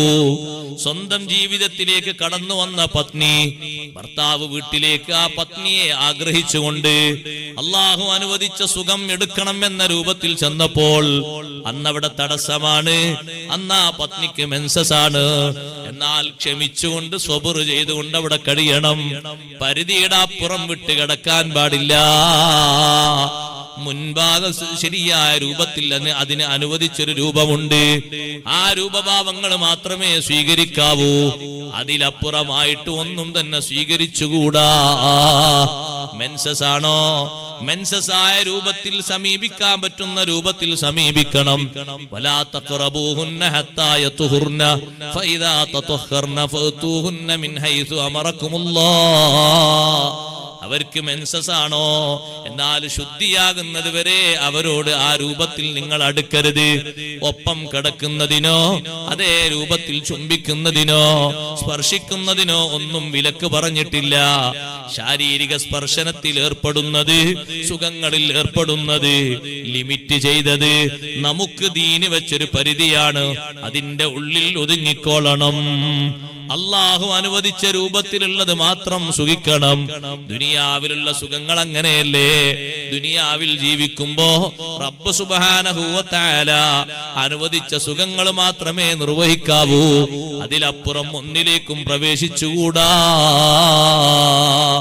നോക്കാൻ അല്ലാഹു തആല പറഞ്ഞതിലേക്ക്, സംസാരിക്കാൻ അല്ലാഹു അനുവദിച്ചതിലേക്ക്, ബന്ധം പുലർത്താൻ അല്ലാഹു അനുവദിച്ചതിലേക്ക്, ഇടപഴകാൻ അല്ലാഹു അനുവദിച്ചതിലേക്ക്, എല്ലാ തലങ്ങളിലും എങ്ങനെയാണോ ശറഅ് അനുവദിച്ചത് ആ അനുവദിച്ചതിന് മാത്രം നമ്മൾ സുഖത്തിൽ ഏർപ്പെടണം. അല്ലാത്ത ഒരു രൂപത്തിലുള്ള സുഖങ്ങളും നിർവഹിക്കാവതല്ല. വഅദാഉ ഹുഖൂഖിഹാ, ദുനിയാവിൽ നമ്മളോടുള്ള ബാധ്യതകളായി പറഞ്ഞ ബാധ്യതകൾ എല്ലാം നിർവഹിക്കുന്നതും ഹുസ്നുൽ അമലാണ്. വശുക്രു ലഹാ, അല്ലാഹു തആല തന്ന ദുനിയാവില് നമുക്കത്ര അല്ലാഹു ദുനിയാവ് തന്നോ അതിനനുസരിച്ച് നമ്മൾ നന്ദി പ്രകടിപ്പിക്കണം. ഒരിക്കലും തെറ്റായ മാർഗങ്ങളിലേക്ക് ജീവിത വഴിത്താരകളെ കൊണ്ടുപോകുന്നതിന് ദുനിയാവ് മാർഗമാക്കിക്കൂടാ. കമാ യഫ്അലുൽ കഫറത്തു വഅസ്ഹാബുൽ ലഹ്വാ, താന്തോന്നികൾ ചെയ്യും പോലെ ഈ ദുനിയാവിലെ ജീവിതം ആരും എന്തും ഏത് രൂപത്തിലും എന്ന ലെവലിൽ അല്ലാഹു സംവിധാനിച്ചിട്ടില്ല. ലിമിറ്റ് അല്ലാഹു പലയിടങ്ങളിലും തന്നിട്ടുണ്ട്. അവിടെ കൃത്യമായും അതങ്ങനെ തന്നെ ഉപയോഗിക്കണം. എല്ലാവർക്കും നല്ല സുഖിക്കാൻ പറ്റുന്ന രൂപമാണ്, പക്ഷെ പറ്റൂല. അങ്ങനെ ഉണ്ടെങ്കിൽ നിർത്തിക്കളയണം. ചിലയിടങ്ങളിലൊക്കെ കാണാം പുതിയ പെണ്ണിനെ നിക്കാഹ് കഴിഞ്ഞിട്ട് മംഗല്യത്തിന്റെ അന്ന് പുതിയ പെണ്ണിനെ ഒരു സ്റ്റേജിൽ കൊണ്ടുവന്നിരുത്തിയിട്ട് സുബ്ഹാനല്ലാഹ് എല്ലാവരും ഇത് കണ്ട് സുഖിക്കുക ഹറാമാണ്. അതങ്ങനെ പ്രദർശിപ്പിക്കാൻ പറ്റിയൊരു വസ്തുവല്ല. നിക്കാഹ് ചെയ്ത ഒരാളുണ്ട്, അയാളിലേക്ക് ആ പെണ്ണിനെ നല്ല രൂപഭാവത്തിൽ മാറ്റി നല്ല വേഷങ്ങൾ ധരിപ്പിച്ച് ആ പെണ്ണിന്റെ അടുത്തേക്ക്, ആ സഹോദരന്റെ അടുത്തേക്ക് ഈ പെണ്ണിനെ യാത്രയാക്കണം.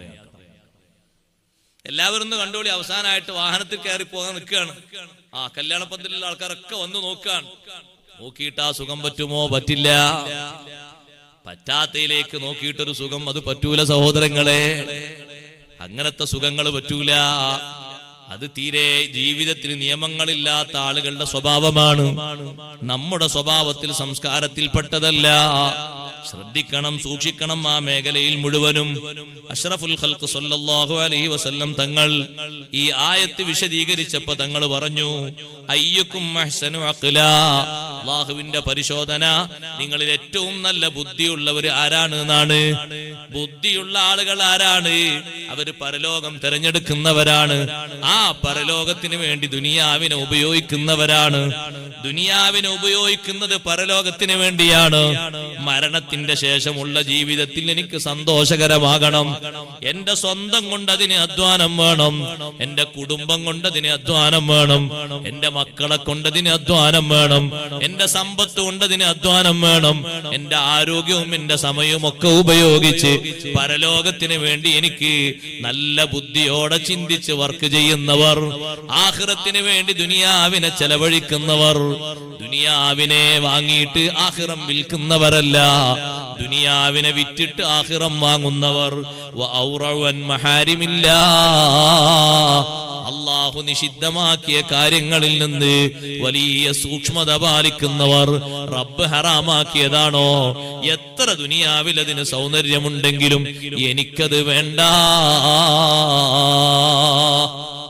ഇന്ന് ഉച്ചക്ക് ഒരാൾ വിളിച്ചിട്ട് എന്നോട് ചോദിച്ചു, ഉസ്താദേ, പിന്നെ ഒരു വിഷയം ചോദിക്കാൻ വേണ്ടി വിളിച്ചതാണ്. ഞങ്ങളെ നാട്ടിൽ ഒരാൾ മരിച്ചപ്പോ ആ മരിച്ച ആളുടെ മകൻ വന്നിട്ട് പറഞ്ഞു, പാപ്പാന്റെ തലമുടിയിലേക്ക് വെള്ളം ചേരൂല, അതുകൊണ്ട് കുളി ശരിയാകണ്ടേ, മുടി മുഴുവനും പഠിച്ചു കളയാൻ വേണ്ടി പറഞ്ഞു. അപ്പൊ എന്തേ മകൻ അങ്ങനെ പറഞ്ഞത്? ബാപ്പ എന്നും ഡൈ ചെയ്യുന്ന ആളാണ്. കറുത്ത പെയിന്റ് അടിക്കാൻ കേട്ടില്ലേ, എന്നാ ഡയ്യർ, കറുത്ത പെയിന്റ് അറിയാം മോനെ.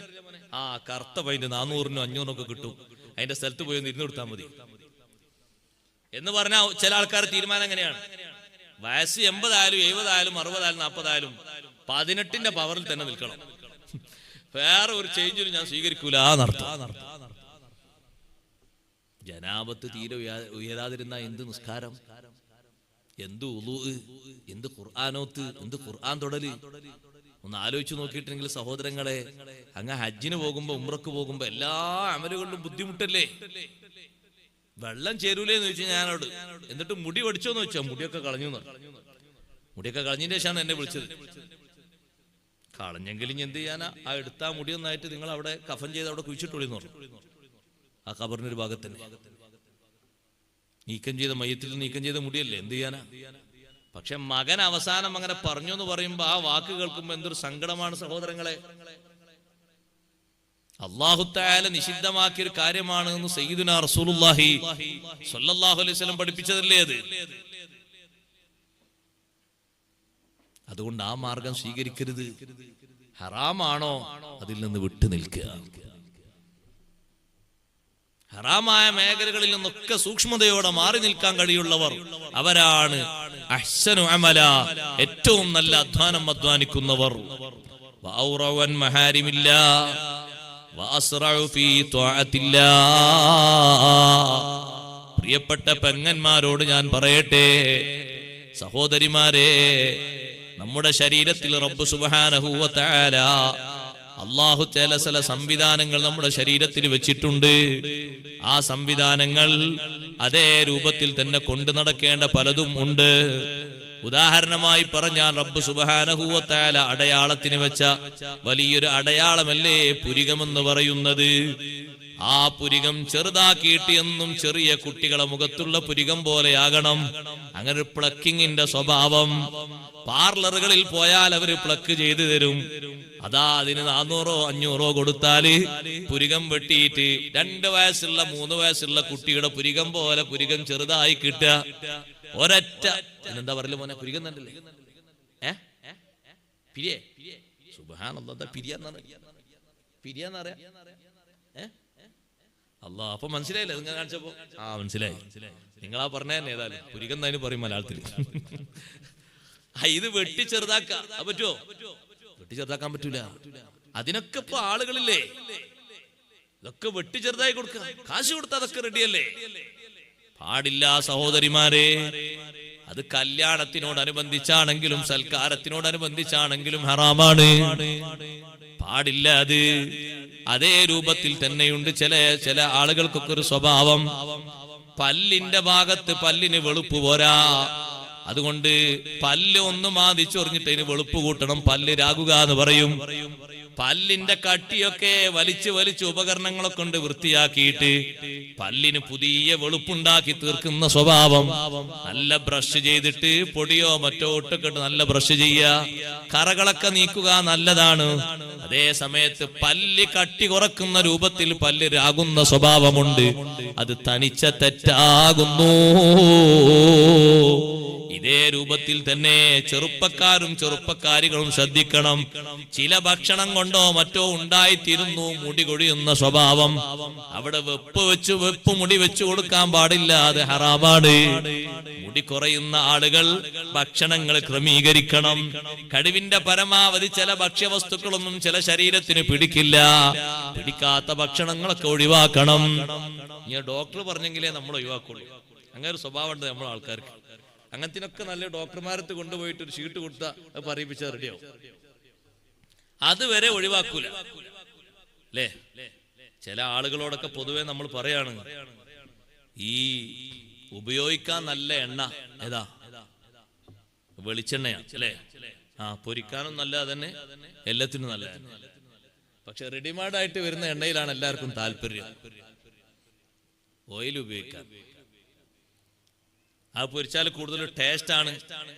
വെളിച്ചെണ്ണയുടെ അത്ര ചെലവുമില്ല, അത്ര പിന്നെ ലാഭവും, അത്ര പൈസന്റെ ചെലവുമില്ല എന്നൊക്കെ പറഞ്ഞ് ടേസ്റ്റ് കൂടുതലാന്ന് പറഞ്ഞുകൊണ്ട് അങ്ങനെ അതിങ്ങനെ കഴിച്ച് വയറുവേദനയോ മറ്റോ ഒന്ന് ടെസ്റ്റിന് പോയപ്പോ ഡോക്ടർ പറഞ്ഞു വയറ്റിനകത്ത് മുഴുവനും പുണ്ണാണ്, പൊരിച്ച വസ്തുക്കളൊക്കെ ഉപേക്ഷിക്കണം. അല്ലല്ലാ, അന്നാണ് നമുക്ക് സങ്കടം വന്നത്. ഇനി ആര് പൊരിക്കുന്ന കൂട്ടുന്ന കണ്ടാലും ആസ്വദിക്കാനേ പറ്റൂ, കഴിക്കാൻ പറ്റൂല. പള്ളയുടെ ഉള്ളിൽ നിറയെ പുണ്ണായിട്ടുണ്ട്. അല്ല ഡോക്ടർ, എന്താ ഈ പുണ്ണ് വരാൻ കാരണം? അതാ പൊരിച്ചത് കൂടുതലും കൂട്ടിയിട്ടാണ്. നിങ്ങൾ വേണമെങ്കിൽ ഒരാഴ്ച ഒന്ന് ടെസ്റ്റ് ചെയ്ത് പരിശോധിച്ച് നോക്ക്.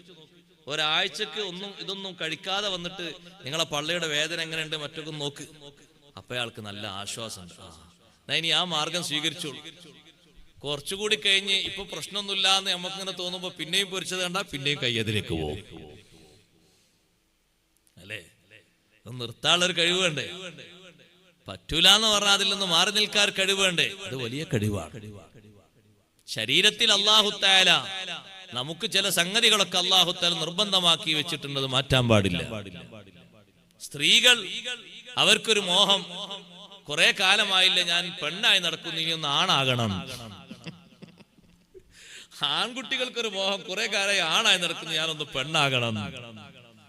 സഹോദരങ്ങളെ, എത്രയാണ് അതിന്റെ അദാബ് എന്നറിയോ?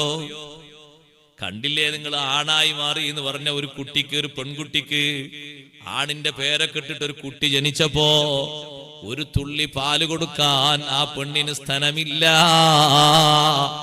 രണ്ട് ഭാഗവും കട്ട് ചെയ്ത് മാറ്റിയിട്ടുണ്ട്. എന്നിട്ട് പുരുഷന്റെ സ്ഥലം ഭാഗം പോലെയായപ്പോ ഈ ജനിച്ച കുട്ടിക്ക് ഒരിറ്റ് പാല് കൊടുക്കാനില്ല. റബ്ബ് വെച്ച സൃഷ്ടിപ്പിനൊരു സൗന്ദര്യമുണ്ട്. ലാ തബ്ദീല ലി ഖൽഖില്ലാ, അല്ലാഹുവിന്റെ സൃഷ്ടിപ്പിന്റെ സൗന്ദര്യം അത് വേറെ തന്നെയാണ്.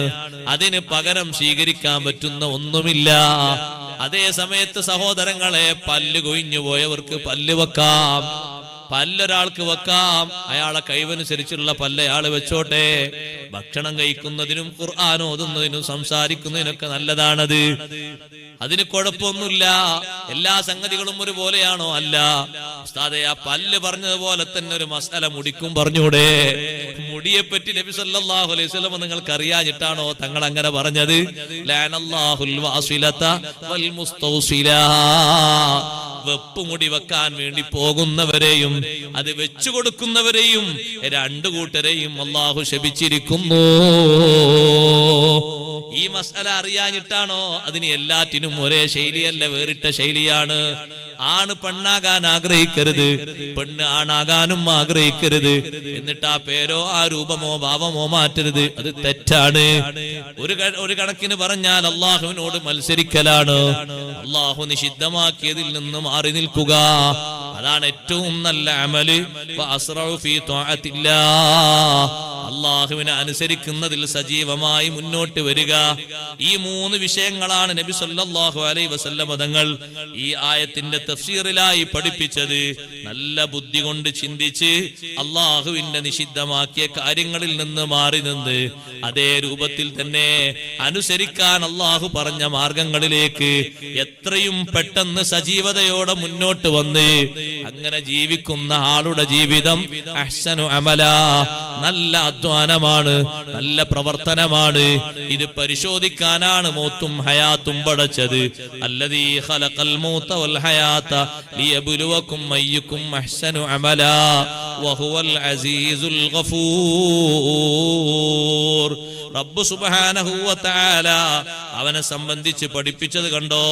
അല്ലാഹു സുബ്ഹാനഹു വ തആല അൽ അസീസ്, അല്ലാഹു തആല അസീസാണ്. ഈ പറഞ്ഞ രൂപത്തിൽ ആരും ഒന്നും അധ്വാനിച്ചില്ല എന്ന് കൂട്ടിക്കോളൂ, അല്ലാഹു തആലാക്ക് ഒന്നും വരാനില്ല. അവൻ വിജയിക്കുന്നവനാണ്. ഏതെങ്കിലും ആളുകൾ എന്തെങ്കിലും തെറ്റോ മോശത്തരങ്ങളോ ചെയ്തു എന്ന് കരുതിയിട്ട് റബ്ബ് സുബ്ഹാനഹു വ തആല ദുർബലനാകൂല. വഹുവൽ അസീസ് അൽ ഗഫൂർ. എന്തെങ്കിലും ചെറിയ തെറ്റുകുറ്റങ്ങളൊക്കെ സംഭവിച്ചു, നല്ല നിലക്ക് പ്രവർത്തിച്ച് അധ്വാനിക്കുന്ന ആളായിരുന്നു, വീഴ്ചകൾ വന്നുപോയി, അല്ലാഹു ധാരാളം പൊറുക്കുന്നവനാണ്. രണ്ടും പഠിപ്പിക്കാനാണ് ആ 2 സിഫത്തുകൾ പറഞ്ഞത്. ആരും നല്ല നിലക്ക് പ്രവർത്തിച്ചില്ല എന്ന് കരുതിയിട്ട് അള്ളാഹുവിന് ഒന്നും വരാനില്ല. അള്ളാഹു യോഗ്യനാണ്, ജയിക്കുന്നവനാണ്, അതിജയിക്കുന്നവനാണ്. ഒരാളെ അമല് കൊണ്ടും അള്ളാഹു തആല പൊങ്ങുന്നവനല്ല, അമല് കൊണ്ട് മഹത്വം വർദ്ധിക്കുന്ന ആളല്ല. അതേ സമയത്ത് അധ്വാനിക്കുമ്പോ നല്ല പ്രവർത്തനങ്ങൾ ചെയ്യുമ്പോ തെറ്റുകുറ്റങ്ങൾ പാളിച്ചകളൊക്കെ സംഭവിച്ചു പോയി അവിചാരിതമായി, അൽ ഗഫൂർ, നന്നായി പൊറുക്കുന്നവനാണ്. ഇത് പഠിപ്പിച്ച ശേഷം റബ്ബ് സുബ്ഹാനഹു വ തആലയുടെ എല്ലാറ്റിനും കഴിവുള്ളവനാണ് എന്നല്ലേ അല്ലാഹ് പറഞ്ഞത്. ആ കഴിവിന്റെ തെളിവ് കണ്ടോ? അല്ലദീ ഖലഖ സബഅ സമാവാതിൻ തിബാഖാ. റബ്ബ് സുബ്ഹാനഹു വ തആല 7 ആകാശങ്ങളെ സംവിധാനിച്ചു, 7 ആകാശങ്ങളെ പടച്ചു. തിബാഖൻ, തട്ടുകളായിട്ട്, അടുക്കുകളായിട്ട് അല്ലാഹു തആല 7 ആകാശങ്ങളെ സൃഷ്ടിച്ചു.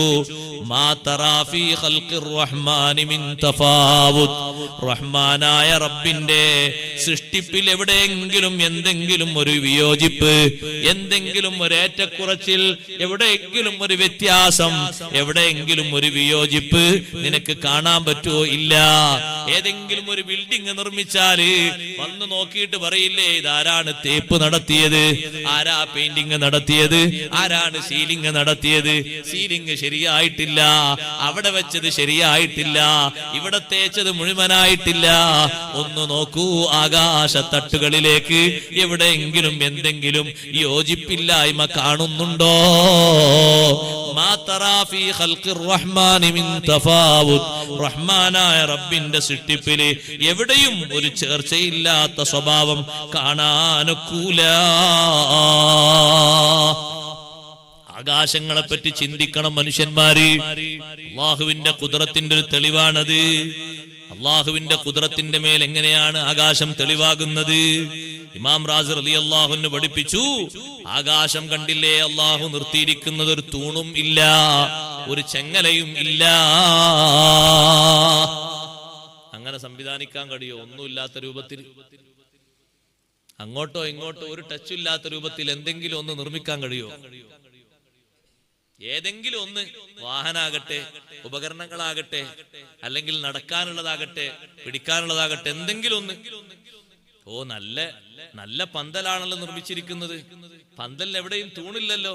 തൂണില്ലേ? എന്നാ പന്തലിനൊക്കെ വലിച്ചു കിട്ടിയ നല്ല കയറുണ്ടാവും. പന്തലിന് തൂണിന്റെ പകരം കാറിലാണ് പന്തലുള്ളത്. ഓ, ഒരു ചെറിയ ഒരു കാറിന്റെ മുകളിലൂടെയാണല്ലോ ഒരാൾ നടന്നു പോകുന്നത്. ഓ, കാറിന്റെ മുകളിലൂടെ ഉപകരണങ്ങളിലൂടെ, ഏതെങ്കിലും ഒരു ബന്ധങ്ങളിലൂടെ എന്ത് ബന്ധിപ്പിച്ചാലും അതിനപ്പുറം ഇപ്പുറം ഒന്നുണ്ട്. ആകാശം അല്ലാഹു തആല സംവിധാനിച്ചത് ഒരു തൂണുമില്ല. തൂണുണ്ടാ എവിടെങ്കിലും കാണാൻ പറ്റുന്നില്ല അല്ലെ? ഒരു തൂണുമില്ല, ഒരു ചെങ്ങലയില്ല.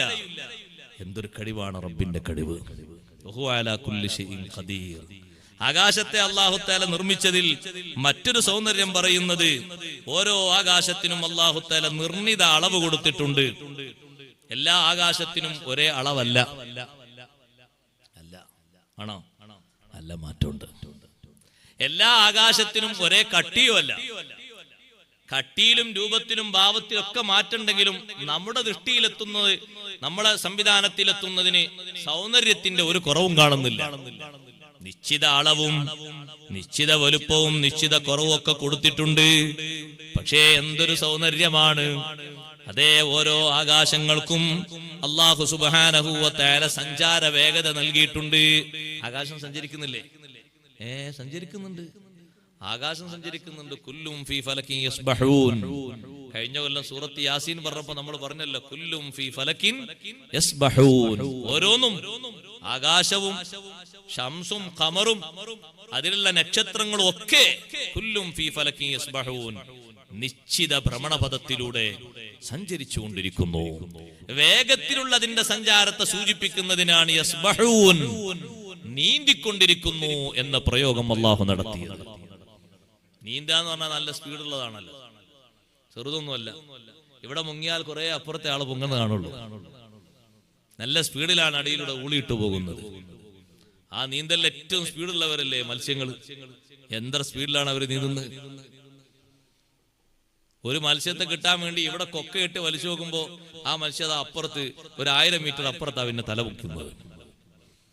എത്ര പെട്ടെന്നാണ് സെക്കൻഡുകൾക്കുള്ളിൽ അവിടെ എത്തിയത്! സഞ്ചാര വേഗതയിൽ ഓരോ ആകാശത്തിനും അല്ലാഹു അളവ് നൽകിയിട്ടുണ്ട്. എന്നാ സഹോദരങ്ങളെ, ആ ആകാശങ്ങൾ മുഴുവനും നിർമ്മിതമാണ്, അല്ലാഹുവിന്റെ സൃഷ്ടികളാണ്, ഒന്നും സ്വയമായി ഉണ്ടായതല്ല. ആകാശങ്ങൾ മുഴുവനും ഇടിഞ്ഞു പൊളിഞ്ഞു വീഴുന്നൊരു സന്ദർഭവും വരാനുണ്ട്. ആകാശങ്ങളിൽ ജ്വലിക്കുന്ന നക്ഷത്രങ്ങൾക്കും സൂര്യനും ചന്ദ്രനും അല്ലാഹു തആല പരിധി വെച്ചിട്ടുണ്ട്. കാലാകാലവും നിലനിൽക്കുന്നതാണോ? അല്ല. അല്ലാഹുവിന്റെ സൃഷ്ടിജാലങ്ങളല്ലേ, അതിനൊക്കെ അവസാനങ്ങൾ അല്ലാഹു നിശ്ചയിച്ചിട്ടുണ്ട്. തട്ടുതട്ടുകളായി അല്ലാഹു തആല സൃഷ്ടിച്ചു വെച്ചതില് മാ തറാ ഫീ ഖൽഖിർ റഹ്മാനി മിൻ തഫാവുത്, അല്ലാഹുവിന്റെ ഈ സൃഷ്ടിപ്പില് എവിടെയും ഒരു വീഴ്ചയും ഒരു പോരായ്മയും നിനക്ക് കാണാൻ കഴിയൂല. യോജിപ്പില്ലാത്ത ഒരു വിഷയം ആകാശലോകത്ത് എവിടെയെങ്കിലും ഈ നിർമ്മാണത്തിന്റെ ഭംഗിയില് നോക്കിയിട്ട് നീ കാണുന്നുണ്ടോ? ഇല്ല. അതെന്താ പഠിപ്പിക്കുന്നത്? റബ്ബ് സുബ്ഹാനഹു വ തആലയുടെ ഖുദ്റത്താണ് പഠിപ്പിക്കുന്നത്. ഇങ്ങനെ പടക്കാൻ സൃഷ്ടിക്കാൻ കഴിവുള്ളവനല്ലേ അല്ലാഹു തആല. അതിൽ മാത്രമല്ല സഹോദരങ്ങളെ, ആകാശങ്ങളിൽ മാത്രമല്ല, മനുഷ്യന്റെ ശരീരത്തിലും അല്ലാഹു തആല തന്നത് ഓരോന്നും യോജിപ്പോടുകൂടെയല്ലേ. കൈകൾ നോക്ക് നിങ്ങൾ, 2 കൈയിന്റെയും വിരലുകൾ നോക്ക്. ആ വിരലുകൾ അതാ മൊത്തം കൂട്ടിപ്പിടിക്കാൻ കഴിയുന്നു. ഓരോ വിരലുകളും വെച്ച് നോക്കിയാൽ എന്ത് ഭംഗിയാണ്! മൂക്ക് കണ്ടില്ലേ? മൂക്കിന്റെ 2 ദ്വാരങ്ങളും ഒരേ വലുപ്പത്തിലല്ലേ സംവിധാനിച്ചത്. ഒന്നിനേക്കാൾ ഒന്നിന് വലുപ്പം കുറവാണെങ്കിൽ വല്ലാത്തൊരു ബുദ്ധിമുട്ടല്ലേ. കാതിന്റെ അളവ് നോക്ക് നിങ്ങൾ, എത്ര കൃത്യമായിട്ടാണ്. പല്ലിന്റെ അളവ് നോക്ക് നിങ്ങൾ, എത്ര കൃത്യമായിട്ടാണ്. എല്ലാ പല്ലും ഒരേ രൂപത്തിലല്ല, പല പല്ലുകളും പലതിനും ഉള്ളതാണ്. ചില പല്ലുകളൊക്കെ ഉളി പോലെയാണ് അല്ലാഹു വെച്ചിരിക്കുന്നത്, ചിലതൊക്കെ ചക്രങ്ങളെ പോലെയാ വെച്ചിരിക്കുന്നത്, ചിലതോ കത്തി പോലെയാ വെച്ചിരിക്കുന്നത്. ചിലത് നല്ലോണം പരന്നിട്ടും ചിലത് നല്ലോണം മുടി പോലെയും ചിലത് ചക്രങ്ങളെ പോലെയും, ചിലതിന് ചക്രങ്ങളപ്പുറത്തും ഇപ്പുറത്തും ഫിറ്റ് ചെയ്തതുപോലെയും. കടിക്കാനും പിടിക്കാനും പൊട്ടിക്കാനും ചവക്കാനും മരക്കാനും ഒരേ പല്ലുകളല്ല, വിവിധ രൂപത്തിലുള്ള പല്ലുകളാണ്. വിവിധ രൂപത്തിലുള്ള പല്ലുകളല്ലേ അല്ലാഹു വെച്ചിരിക്കുന്നത്. ആ പല്ലുകൾക്കിടയിൽ അല്ലാഹു സംവിധാനിച്ച നാവ് കണ്ടില്ലേ? ആ നാവ് എന്തൊരു സൗന്ദര്യമുള്ള നാവാണ്, എന്തൊരു അവയവമാണ്! ആ നാവ് ഈ രൂപത്തിലൊക്കെ സംസാരിക്കുന്നതിനും മറ്റുമൊക്കെ ശക്തി പകരുന്നൊരവയവമാണ് നാവ്. ആ നാവിലൂടെ സദാ ഭക്ഷണം കഴിച്ചാലും ഇല്ലെങ്കിലും ഒരു ഉമിനീരിങ്ങനെ ഒഴുകിക്കൊണ്ടിരിക്കുന്നുണ്ട്. അതുകൊണ്ടല്ലേ സഹോദരങ്ങളെ സംസാരങ്ങളും വിനിമയങ്ങളും നടക്കുന്നത്. ആ ഉമിനീരില്ലെങ്കിലോ ശബ്ദം പുറത്തേക്ക് വരില്ല. എവിടുന്നാണ് ഈ ഉമിനീരിന്റെ ഉൽപാദനം? ഭക്ഷണം കഴിച്ചിട്ടാണ് ഉമിനീരുണ്ടാകുന്നത് എന്നാണോ കരുതുന്നത്? ഭക്ഷണം കഴിക്കാതെ ജീവിക്കുന്ന ആളുകൾക്കും ഭക്ഷണം തീരെ കിട്ടാതെ മാസങ്ങളോളം കഴിഞ്ഞവർക്കും ഉമിനീരുണ്ട്. അതേ ഭക്ഷണം കഴിക്കാതെ ചെറിയ വെള്ളം മാത്രം കുടിച്ച് ജീവിക്കുന്ന, വെള്ളം മാസത്തിൽ ഒരിക്കലോ 2 പ്രാവശ്യമോ മാത്രം വെള്ളം കഴിക്കുന്ന ജീവികൾക്കും ആരോഗ്യത്തിന് അല്ലാഹു ഒരു കുറവും കൊടുത്തിട്ടില്ല. എത്ര ജീവികളുണ്ടങ്ങനെ ജീവിക്കുന്നവര്?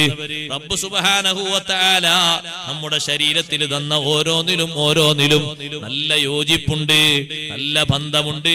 അല്ലാഹുവിന്റെ സൃഷ്ടിജാലങ്ങളിൽ എല്ലാറ്റിലും അങ്ങനെ കാണാം. റബ്ബ് തആല നമ്മളോട് പറയുന്നു, ഫർജിഇൽ ബസറ ഹൽ തറാ മിൻ ഫുതൂർ. നിന്റെ കണ്ണ്, നിന്റെ ദൃഷ്ടി ഒന്ന് നീ ആകാശലോകത്തേക്കൊന്ന് തിരിക്കണം.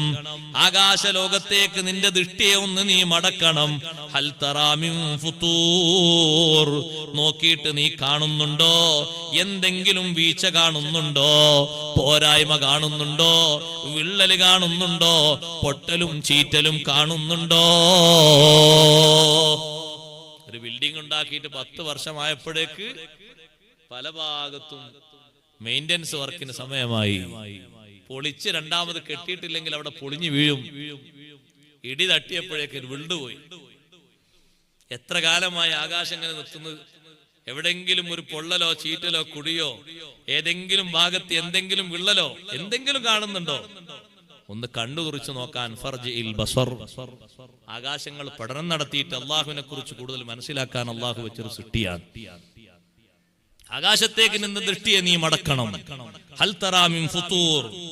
വല്ല വീഴ്ചയും വല്ല പോരായ്മയും കാണുന്നുണ്ടോ? എന്തെങ്കിലും വിള്ളല് കാണുന്നുണ്ടോ? മാറ്റങ്ങൾ കാണുന്നുണ്ടോ? സുമ്മർജിഇൽ ബസറ കറതൈൻ. ആവർത്തിച്ച് നീ പഠനം നടത്തണം. ആവർത്തിച്ച് നീ പഠനം നടത്തണം. രണ്ടാമത് ഒന്നുകൂടി നോക്കണമെന്നല്ല. ആദ്യം പറഞ്ഞ് നിന്റെ കണ്ണുകൊണ്ട് നോക്കണം. രണ്ടാമത് പറഞ്ഞത് രണ്ടാമതും നീ ഒന്ന് ചിന്തിക്കണം. സുമ്മർജിഇൽ ബസറ കറതൈനി. ആവർത്തിച്ച് നീ പഠിക്കണം. പഠിച്ചിട്ടോ യൻഖലിബ് ഇലൈക്കൽ ബസറു ഖാസിഅൻ വഹുവ ഹസീർ. എത്ര നീ പഠനം നടത്തിയാലും നിന്നിലേക്ക് നിന്റെ കാഴ്ച, നിന്റെ ദൃഷ്ടി മടങ്ങി വരും. ഖാസിആ. അല്ലാഹുവിന്റെ സൃഷ്ടിപ്പിൽ ഒന്നും പറയാൻ കഴിയാതെ പരാജയപ്പെട്ടുകൊണ്ട് നിന്റെ പഠനം നിന്നിലേക്ക് തിരിച്ചു വരും. ഏത് രൂപത്തിൽ നീ പഠിച്ചാലും, ഏത് രൂപത്തിൽ പഠനം നടത്തിയാലും, ഭൂമിശാസ്ത്രമായിട്ടോ ആകാശശാസ്ത്രമായിട്ടോ ആകാശമണ്ഡലങ്ങളിൽ അല്ലാഹു സ്ഥാപിച്ച സൃഷ്ടിജാലങ്ങളെ കുറിച്ച് പഠിച്ചിട്ടോ എങ്ങനെ പഠിച്ചാലും യൻഖലിബ് ഇലൈക്കൽ ബസറു ഖാസിഅൻ വഹുവ ഹസീർ. ഹസനുൽ ബസരി റളിയല്ലാഹു അൻഹു പറഞ്ഞു, മനുഷ്യാ ലൗ കറർതഹു മറതൻ ബഅദ മറ ഇലാ യൗമിൽ ഖിയാമ. ആവർത്തിച്ച് നീ ആകാശത്തെ കുറിച്ച് പഠനം നടത്തി, ഖിയാമത്ത് നാൾ വരെ പഠനം നടത്തി, ലം തറ ഫീഹി ഫുതൂർ. എത്ര പഠിച്ചാലും ഒരു വിള്ളലും ഒരു പോരായ്മയും ഒരു കുറവും ആകാശ ലോകത്ത് നിനക്ക് കണ്ടെത്താൻ കഴിയൂല. നല്ലോണം മനുഷ്യൻ ആകാശത്തെ പറ്റി ചിന്തിക്കണം, നല്ലോണം പഠിക്കണം, റബ്ബിന്റെ ഈ ഖുദ്റത്ത് മനസ്സിലാക്കണം. ചിന്തിച്ചുകൊണ്ട് സഹോദരങ്ങളെ യൻഖലിബു ഇലൈക്കൽ ബസറു ഖാസിഅൻ. പരാജയപ്പെട്ടുകൊണ്ട് നിന്റെ പഠനം, നിന്റെ ദൃഷ്ടി നിന്നിലേക്ക് മടങ്ങി വരും. വഹുവ ഹസീർ. പഠിക്കുന്ന മനുഷ്യൻ അവൻ ദുർബലനായി പോകുന്നു. അള്ളാഹുവിന്റെ സൃഷ്ടിജാലങ്ങളെ കുറിച്ച് വിവേകത്തോടെ സംസാരിക്കുന്ന, ബുദ്ധിയോടെ ഉൾക്കൊള്ളുന്ന മനുഷ്യൻ വഹുവ ഹസീർ. അവൻ ദുർബലനായി തീരുന്നു. ഗവേഷണം നടത്തിയിട്ട് എന്റെ ഗവേഷണം എവിടെയും എത്തിക്കാൻ എനിക്ക് കഴിയുന്നില്ല. അള്ളാഹു പടച്ചതിലോ എവിടെയും ഒരു കുറവും ഞാൻ കണ്ടെത്തുന്നില്ല. ആ ആകാശ ലോകത്ത് കണ്ടില്ലേ, ഒന്നാനാകാശത്തിന്റെ ഒരു മഹത്വം അല്ലാഹു പറയുന്നത്, വലഖദ് സയ്യന്ന സമാഅ ദുനിയാ ബിമസ്വാബി, ഒന്നാനാകാശത്തെ നമ്മൾ അലങ്കരിച്ചു, ബിമസ്വാബിഹ, വിളക്കുകൾ കൊണ്ട് അലങ്കരിച്ചു. ഒന്നാനാകാശത്ത് ധാരാളം വിളക്കുകൾ കാണുന്നില്ലേ, ജ്വലിക്കുന്ന ഒരുപാട് പ്രകാശിക്കുന്ന നക്ഷത്രങ്ങളെയും അതുപോലെ തന്നെ ഒരുപാട് പ്രകാശിക്കുന്ന സൃഷ്ടിജാലങ്ങളെയും അല്ലാഹു സംവിധാനിച്ചു വെച്ചു. വലഖദ് സയ്യന്ന സമാഅ ദുനിയാ ബിമസ്വാബിഹ വജഅൽനാഹാ റുജൂമൻ ലിശ്ശയാത്തീൻ, ആ നക്ഷത്രങ്ങളെ നമ്മൾ സംവിധാനിച്ചത് പിശാചുക്കളെ എറിയാൻ വേണ്ടിയാണ്. ശൈത്താന്മാർക്ക് ആദ്യം ഒന്നാനാകാശത്തിലേക്കുള്ള പ്രവേശനം ഉണ്ടായിരുന്നു. ഒന്നാനാകാശത്തിൽ അവർ ചെന്ന് അള്ളാഹു നൽകിയ കഴിവുകൊണ്ട് ഒന്നാനാകാശത്തിൽ നിന്ന് ചില വാർത്തകളൊക്കെ കേട്ടുകൊണ്ട് ഭൂമിയിൽ വന്ന് ജ്യോത്സ്യന്മാർക്കും മറ്റും പകർത്തി കൊടുക്കുന്ന ഒരു സ്വഭാവം ഉണ്ടായിരുന്നു. അതിന് പൂർണ്ണമായും അവസാനം കുറിച്ചത് അഷ്റഫുൽ ഖൽഖ് റസൂലുള്ളാഹി സ്വല്ലല്ലാഹു അലൈഹി വസല്ലം തങ്ങൾ ഭൂമിയിൽ ഉദയം ചെയ്ത അന്നാണ്. പതിവ് പോലെ സൂര്യൻ ഉദിച്ച് കുറച്ചു നേരം കഴിഞ്ഞപ്പോ ശൈത്താൻ പറഞ്ഞു കൂട്ടാളികളോട്, എല്ലാവരും ആകാശത്തേക്ക് ഉയർന്ന് പുതിയ വല്ല വാർത്തകളുണ്ടെങ്കിൽ കൊണ്ടുവരണം. ആകാശത്തേക്ക് അങ്ങോട്ട് പറന്നുയർന്ന ശൈത്താന്മാര് അവരെ ശരീരത്തിന്റെ ഭാഗങ്ങൾ പലതും കത്തിക്കരിഞ്ഞ രൂപത്തിലാണ് തിരിച്ചു വന്നത്. എന്നിട്ട് നേതാവിനോട് പറഞ്ഞു, നേതാവേ, ആകാശത്തിലേക്ക് ഇനി നമുക്ക് കയറാൻ പറ്റൂല, അങ്ങോട്ടുള്ള വടികളൊക്കെ അടക്കപ്പെട്ടിരിക്കുന്നു, ഞങ്ങളെ ശരീരങ്ങളിലേക്ക് പ്രത്യേകം ഉൽക്കവർഷം നടന്നിട്ടുണ്ട്, ഉൽക്ക വർഷിച്ചിട്ടുണ്ട്, പ്രകാശമുള്ള നക്ഷത്രങ്ങളെ കൊണ്ട് ഏറ് കിട്ടിയിട്ടുണ്ട്. സഹോദരങ്ങളെ, ഒരു നക്ഷത്രത്തിന്റെ വലുപ്പം ഈ ഭൂമിക്ക് താങ്ങാൻ പറ്റൂല. ഭൂമിയിലേക്ക് നക്ഷത്രങ്ങൾ ഉതിർന്നു വീഴുന്ന ഒരു സംഭവം ലോകത്ത് വരാനുണ്ട്. ആ നക്ഷത്രങ്ങളുടെ പ്രകാശ കിരണങ്ങളൊക്കെ കെട്ടണഞ്ഞ ശേഷം അല്ലാഹു തആല അവസാന നാളിന്റെ അടയാളങ്ങളായി പഠിപ്പിച്ചിട്ടുണ്ട്. സൂറിൽ ഊത്ത് നടക്കുന്നതിന്റെ മുമ്പ് അന്നിവിടെ വിശ്വാസികൾ ആരെങ്കിലും ഉണ്ടാകുമോ? ആരും ഉണ്ടാകൂല. മുഅ്മിനീങ്ങളൊക്കെ പിരിഞ്ഞ ശേഷം തനിച്ച ദുർമാർഗികൾ മാത്രം ഭൂമിയിൽ നിൽക്കുന്ന ഒരു ഘട്ടം വരാനുണ്ട്. 10 അടയാളങ്ങൾ ലോകത്ത് വരാനുണ്ട്. ഖിയാമത്ത് നാളിന്റെ വലിയ അടയാളങ്ങൾ. 10 വന്നവനെ ഇല്ല, 10 വന്നിട്ടില്ല. 10 ഒന്ന് വന്നു തുടങ്ങി അങ്ങനെ ഘട്ടം ഘട്ടമായിട്ട് ഓരോന്ന് വരും. അതിലാദ്യമായിട്ട് ഭൂമിയിൽ സംഭവിക്കുന്ന ഒരു അടയാളമാണ് മസീഹുദ് ദജ്ജാലിന്റെ വരവ്. അള്ളാഹു കാത്തുരക്ഷിക്കട്ടെ. അത് ചെറിയൊരു ഫിത്നയൊന്നുമല്ല. അതുകൊണ്ടാണ് നിസ്കാരത്തിലടക്കം ഫിത്നത്തിൽ മസീഹുദ് ദജ്ജാൽ എന്ന് കാവൽ ചോദിക്കുന്നത്. അങ്ങനെയുള്ള 10 ദൃഷ്ടാന്തങ്ങൾ, അടയാളങ്ങൾ വടിവടിയായി വന്നു കഴിഞ്ഞാൽ 10ഉം അവസാനിച്ചാൽ പിന്നെ യമനിൽ നിന്നൊരു തണുത്ത കാറ്റടിച്ച് വീശുമെന്ന് സയ്യിദുനാ റസൂലുള്ളാഹി സ്വല്ലല്ലാഹു അലൈഹി വസല്ലം. ആ തണുത്ത കാറ്റ് വരലോടെ ഈമാനുള്ള എല്ലാ ആണും പെണ്ണും മരിച്ചു പിരിയും. ഓരോ ദേശത്തുള്ള ആളുകളും അങ്ങനെ മരിച്ചു പിരിയും. പിന്നെ ഭൂമി ലോകത്ത് വിശ്വാസമില്ലാത്ത ദുർമാർഗികൾ മാത്രമേ ബാക്കിയുണ്ടാവൂ. അവരിലാണ് സൂര്യഗോളം ചുരുട്ടപ്പെടുന്ന, നക്ഷത്രങ്ങൾ ഉതിർന്നു വീഴുന്ന, കാട്ടിലെ ജീവികളൊക്കെ നാട്ടിലേക്ക് എത്തുന്ന ആ ഒരു സ്വഭാവം ഉണ്ടാകുന്നത്. ഇപ്പൊ ഏതെങ്കിലും ഭാഗത്ത് പുലി ഇറങ്ങി മറ്റു നല്ല കേട്ടതു, എല്ലാ ഭാഗത്തും ഒരുപോലെ പുലിയും ആനയും സിംഹവും ഒക്കെ വരും. കാട്ടിലെ മൃഗങ്ങൾ മുഴുവനും നാട്ടിലെത്തിയാൽ എല്ലാവരും വരും. കാരണം ഈ നക്ഷത്രങ്ങള് അതിന്റെ പ്രകാശ കിരണങ്ങൾ അസ്തമിച്ച ശേഷം കാട്ടിൽ വീണാൽ കാട്ടിലുള്ളവർ പേടിച്ചുപോയി. കാട്ടിലുള്ളവരൊക്കെ നാട്ടിലേക്ക് വന്നു. ജനങ്ങൾ വീട്ടിലേക്ക് വരുന്ന സമയത്ത് ഇബ്നു കസീർ ആയത്ത് വിശദീകരിച്ചുകൊണ്ട് പറഞ്ഞു, അങ്ങാടികളൊക്കെ സജീവമായി ഇങ്ങനെ തുടർന്ന ആളുകൾ പ്രവർത്തിക്കുമ്പോ പെട്ടെന്നാണ് സൂര്യഗോളം അണഞ്ഞുപോയത്. വല്ലാത്തൊരു ഇരുട്ട് ലോകത്ത് പരക്കുകയാണ്. പരിഭ്രമിക്കുന്ന ആളുകൾ വീട്ടിലേക്ക് പോയി നോക്കുന്നു. ആശ്രയിക്കാനുള്ള ഒരു സ്ഥലമല്ലേ വീട്. വീട്ടിലേക്ക് എത്തുമ്പോ വീട്ടിന്റെ മുറ്റത്തതാ ആന, വേറൊരു ഭാഗത്ത് സിംഹം, വേറൊരു ഭാഗത്ത് പാമ്പ്, പലതും നിൽക്കുന്നുണ്ട്. പക്ഷേ ഒന്നിനും അതാ കടിക്കുന്ന, പിടിക്കുന്ന, പ്രഹരിക്കുന്ന വാസനയില്ല. ഒന്നും ആക്രമിക്കുന്നില്ല. അക്രമവാസനയോടെ വന്നു നിൽക്കുകയല്ല, പേടിച്ചരണ്ട് കൊണ്ട് വന്നു നിൽക്കുകയാണ്. കാട്ടിൽ അല്ലാഹു തആല നക്ഷത്രങ്ങളെ വീഴ്ത്തിയപ്പോ കാട്ടിലുള്ള ജീവികൾ പേടിച്ചുകൊണ്ട് നാട്ടിലേക്ക് വന്നു നിന്നു. മനുഷ്യന്മാരും പേടിയിലാണ്. പത്തും തികഞ്ഞു നിൽക്കുന്ന ഒട്ടകത്തെ ശ്രദ്ധിക്കാൻ ആളില്ലാതെ പോയാൽ പത്തും തികഞ്ഞു നിൽക്കുന്ന ഒട്ടകങ്ങളൊക്കെ ഒരേ നിൽപ്പിലാണ്. എവിടെയും ഒട്ടകത്തെ നോക്കാത്ത ആള് പ്രസവിക്കാനായെങ്കിലും ഒട്ടകത്തെ നോക്കും. കാരണം കുഞ്ഞിനെ കിട്ടും, പാലും കിട്ടും. ആ നിരക്കെങ്കിലും കൊണ്ടുപോയി കെട്ടിയിടും. പക്ഷേ അന്നും ഒട്ടകങ്ങൾ വെറുതെ നിൽക്കുകയാണ്. വൈദൽ ബിഹാറു സുജ്ജിറത്ത്, സമുദ്രങ്ങളൊക്കെ കത്തിക്കപ്പെടുന്നു. എല്ലാ ഭാഗത്തുള്ള സമുദ്രങ്ങൾ കത്തിക്കപ്പെടുകയാണ്. സഹോദരങ്ങളെ, സമുദ്രം കത്തുമോന്ന് സംശയിക്കണ്ട. സമുദ്രത്തിന്റെ അടിയിലും ഇന്ധനമുണ്ട് എന്നല്ലേ ശാസ്ത്രലോകം പറയുന്നത്. പെട്രോൾ പോലത്തെ സംഗതികളൊക്കെ കരയിലുള്ളത് പോലെ തന്നെ എവിടെയുണ്ട്? കടലിലുണ്ട്. കമ്പം കത്തല് കത്തും. കത്തിക്കഴിഞ്ഞാൽ 6 അടയാളങ്ങളും സംഭവിച്ചു കഴിഞ്ഞ് ഭൂമി ഇങ്ങനെ നിൽക്കുന്ന സമയത്ത് ഇസ്രാഫീൽ അലൈഹി സ്വലാത്തു വസ്സലാം ഒന്നാമത്തെ ഊത്ത് നടക്കും. ആ ഊത്ത് നടന്നു കഴിഞ്ഞാൽ പിന്നെ ഭൂമിയിൽ എവിടെയൊന്നുമില്ല, ഒക്കെ തകർന്ന് തരിപ്പണമായി. പിന്നെ കുറച്ചുകൂടി സമയം കഴിഞ്ഞിട്ട്, കുറച്ചുകൂടി വർഷങ്ങൾ കഴിഞ്ഞിട്ട് രണ്ടാമത്തെ ഊത്തോടുകൂടെ പുനർജീവിതം നടക്കും. അപ്പൊ ആ ഘട്ടത്തില് ആകാശങ്ങളിൽ നിന്ന് നക്ഷത്രങ്ങൾ ഉതിർന്നു വീഴുന്നൊരു സ്വഭാവമുണ്ട്. അത് എറിയാൻ വേണ്ടിയല്ല, നക്ഷത്രങ്ങളുടെ അവസാനത്തെ ഒരു വീഴ്ചയാണ്. അതിനു മുമ്പ് നക്ഷത്രങ്ങളുടെ ഏറ് വെക്കും. ആ ഏറ് വെച്ചൊരു ഘട്ടമാണ് നബി സല്ലല്ലാഹു അലൈഹി വസല്ലം തങ്ങൾ ഉദയം ചെയ്ത ഘട്ടം. ശൈത്താന്മാർ വന്നിട്ട് പറഞ്ഞു അങ്ങോട്ട് പോകാൻ പറ്റുന്നില്ല. അതാണ് നമ്മുടെ മൗലിദ് കിതാബിലൊക്കെ പഠിപ്പിക്കുന്നത്. റുമിയത്തി ശയാത്തീനു ബിശ്ശുഹുബി സവാഖിബ്, പിശാചുക്കളെ എറിയപ്പെട്ടു, പ്രകാശിക്കുന്ന ചെങ്കോലുകളെ കൊണ്ട് എറിയപ്പെട്ടു. നബി സല്ലല്ലാഹു അലൈഹി വസല്ലം നിങ്ങൾ ജനിച്ച ദിവസാണത്. അവര് വന്നു പറഞ്ഞു.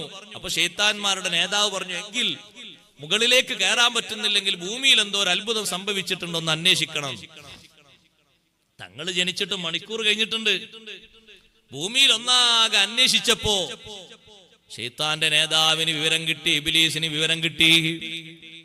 ഇന്നാണ് മക്കയിൽ അഷ്റഫുൽ ഖൽഖ് റസൂലുള്ളാഹി സ്വല്ലല്ലാഹു അലൈഹി വസല്ലം തങ്ങൾ ഉദയം ചെയ്തത്. വാവിട്ട് പൊട്ടിക്കരഞ്ഞുപോയി.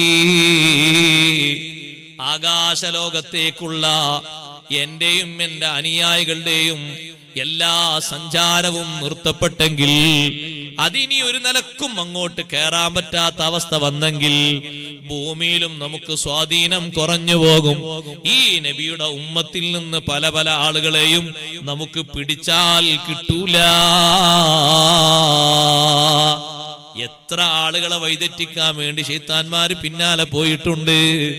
തോറ്റ് പിന്തിരിഞ്ഞതല്ലേ സഹോദരന്മാരെ? പലപ്പോഴും അവരടുത്തേക്ക് പോകാൻ കഴിയാതെ മാറിപ്പോയതല്ലേ? പല മഹാന്മാരും അവരെ ആട്ടിയോടിച്ചതല്ലേ? എത്ര പിന്തിരിപ്പന്മാരായിട്ട് ശൈത്താന്മാർ ചെന്നിട്ടുണ്ട്. സുബ്ഹാനല്ലാഹ്.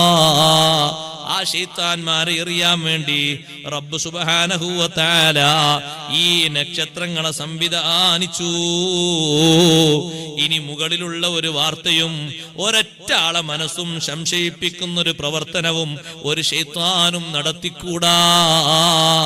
ഇനി എന്റെ ഹബീബ് റസൂലുള്ളാഹി സ്വല്ലല്ലാഹു അലൈഹി വസല്ലം തങ്ങൾ എന്താണോ വഹി മുഖേന പറയുന്നത്, ജനങ്ങളത് അംഗീകരിക്കുക, ജിന്നുകളും അത് സ്വീകരിക്കുക, ശൈത്താന്മാരും അത് സ്വീകരിക്കുക. മേൽഭാഗത്തേക്ക് ഇനി ആർക്കും പ്രവേശനമില്ല. അവരുടെ പ്രവേശനങ്ങളൊക്കെ നിർത്തപ്പെട്ടു.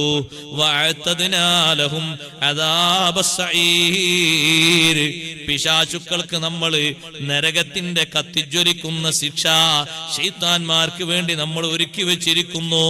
ജഹന്നമിനെ പറ്റി പറയുമ്പോ തുടക്കത്തിൽ തന്നെ അല്ലാഹു തആല ഇനി അതിനെ സംബന്ധിച്ച് വിവരിക്കുകയാണ്. വലില്ലദീന കഫറൂ ബിറബ്ബിഹിം അദാബു ജഹന്നം.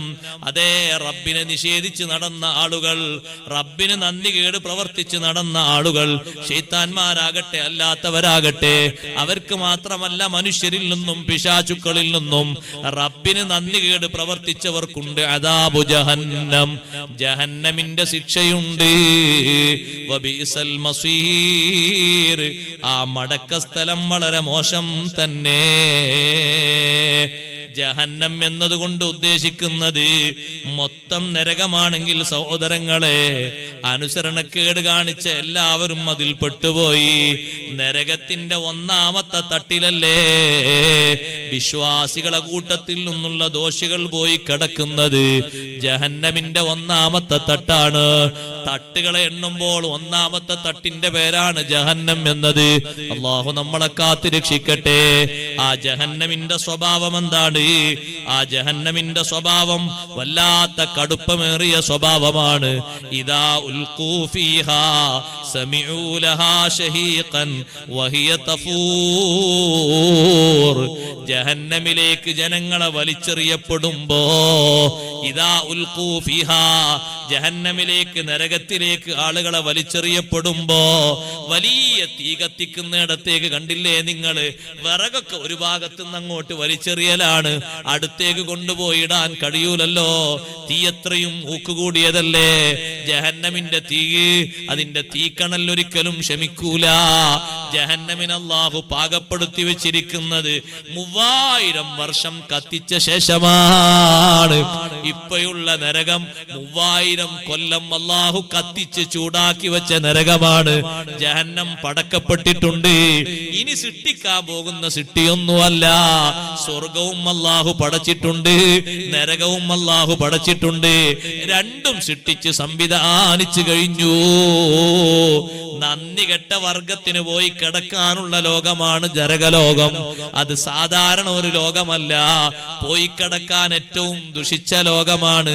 ബിസൽ മസീർ, ചെന്നു ചേരുന്ന സ്ഥലം, മടക്ക സ്ഥലം വളരെ മോശം തന്നെ.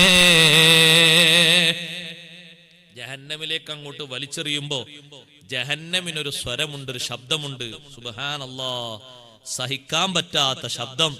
ഇദാ ഉൽഖൂ ഫീഹാ സമിഉ ലഹാ ശഹീഖൻ.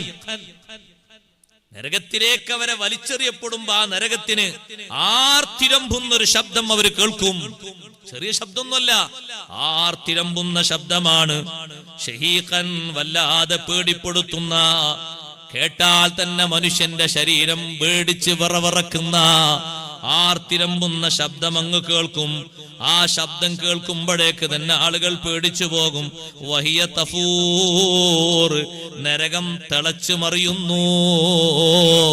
ഉമ്മമാരെ, ചട്ടി അടുപ്പിന്റെ മുകളിൽ വെച്ചിട്ട് എണ്ണ ഒഴിച്ചിട്ട് തിളക്കുന്നത് കണ്ടിട്ടില്ലേ? ആ തിളക്കുന്നത് ശക്തമായാൽ തന്നെ ചെറിയ ഒരു കുറച്ച് കടുകെടുത്തിട്ട് ആ എണ്ണയിലേക്ക് ഇടുമ്പോൾ തന്നെ ഒന്ന് മാറി നിൽക്കാറില്ലേ?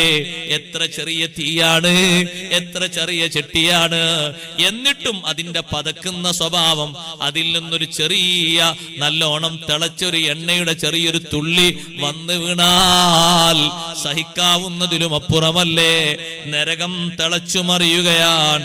വഹിയ തഫൂർ, അത് തിളച്ചു മറിയുന്നു. തകാദു തമയ്യസു മിനൽ ഗൈദ്, ദേഷ്യം കൊണ്ട് ആ നരകം അതാ വിണ്ടുകീറാൻ, വേർപിരിയാൻ അടുത്താകുന്നു. നരകം പൊട്ടിക്കീറുന്ന രൂപത്തിലൊരു സ്വഭാവം നരകം പ്രകടിപ്പിക്കുമോ? പ്രകടിപ്പിക്കും. നരകത്തെ കൊണ്ടുവന്ന് കെട്ടുന്ന സമയത്ത് തന്നെ അത് പ്രകടമാകും. അഷ്റഫുൽ ഖൽഖ് മുഹമ്മദുർ റസൂലുള്ളാഹി സ്വല്ലല്ലാഹു അലൈഹി വസല്ലം തങ്ങൾ പഠിപ്പിച്ച ഹദീസിൽ കാണാം, തഅതി യൗമൽ ഖിയാമ, ഖിയാമത്ത് നാളിൽ നരകം വരും. തുഖാദു ഇലൽ മഹ്ശർ, മഹ്ശറിലേക്ക് ജനങ്ങളുടെ അടുത്തേക്ക് നരകത്തെ കെട്ടി വലിച്ചു കൊണ്ടുവരും. മലക്കുകളാണ് കൊണ്ടുവരുന്നത്. നരകത്തിന് 1000 കടിഞ്ഞാണുകളുണ്ട്. ഓരോ കടിഞ്ഞാണിന്റെ പിന്നിലും 70,000 മലക്കുകളുണ്ട്. സാധാ കടിഞ്ഞാണല്ല നരകത്തിന്റെ കടിഞ്ഞാൺ. പിടിച്ചു കെട്ടാൻ വേണ്ടിയാണ് നരകത്തെ വലിച്ചു കൊണ്ടുവരുന്നത്.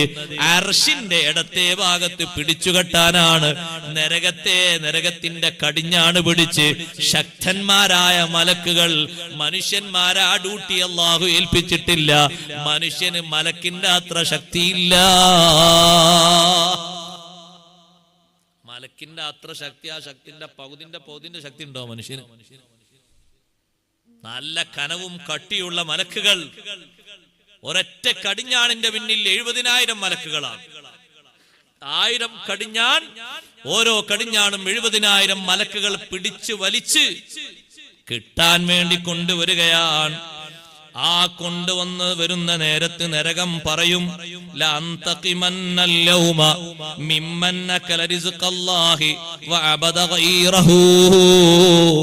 ഇന്ന് ഞാൻ പ്രതിരോധിക്കും, ഇന്ന് ഞാൻ ശിക്ഷിക്കും. അള്ളാന്റെ ഭക്ഷണം കഴിച്ചിട്ട് മറ്റു പലതിനും വേണ്ടി ജീവിതം നീക്കിവെച്ചവർ, അള്ളാന്റെ അന്നം കഴിച്ചിട്ട് അല്ലാത്തവരെ ആരാധിച്ചവർ, അള്ളാഹുവിനെ അനുസരക്കേട് കാണിച്ചവർ, അവരെ ഇന്ന് ഞാൻ ശിക്ഷിക്കും, പിടിച്ചു ശിക്ഷിക്കും. സത്യം ചെയ്തുകൊണ്ട് നരകം തീർച്ചപ്പെടുത്തി പറയുകയാണ്. പക്ഷേ ആ നരകത്തോട് പ്രതികരിക്കാൻ കഴിയുന്ന ഒരേ ഒരാൾ മാത്രമേ ഉള്ളൂ, അല്ലാഹുവിന്റെ റസൂൽ മുഹമ്മദുർ റസൂലുള്ളാഹി സ്വല്ലല്ലാഹു അലൈഹി വസല്ലം. തങ്ങളല്ലാത്ത ആരും നരകത്തോട് മറുപടി പറയൂല. നമ്മളൊക്കെ അവിടെ ഉണ്ടാവും, ലോകത്തുള്ള എല്ലാ മനുഷ്യന്മാരും മലക്കുകളൊക്കെ ഉണ്ടാകും. നരകത്തങ്ങോട്ട് പിടിച്ചു കൊണ്ടുവന്ന് കെട്ടുന്ന നേരത്തെ എല്ലാവരും മുട്ടുകെട്ടി താഴെ ഇരിക്കും. എഴുന്നേറ്റ് നിൽക്കുന്ന ആർജവത്വത്തോടെ നിൽക്കുന്നത് ഒരേ ഒരാൾ മാത്രമാണ്, സയ്യിദുനാ റസൂലുള്ളാഹി സ്വല്ലല്ലാഹു അലൈഹി വസല്ലം മാത്രം. ബാക്കി എല്ലാ മനുഷ്യരും, എല്ലാ മലക്കുകളും, എല്ലാ നബിമാരും താഴെ ഇരുന്നു പോയി.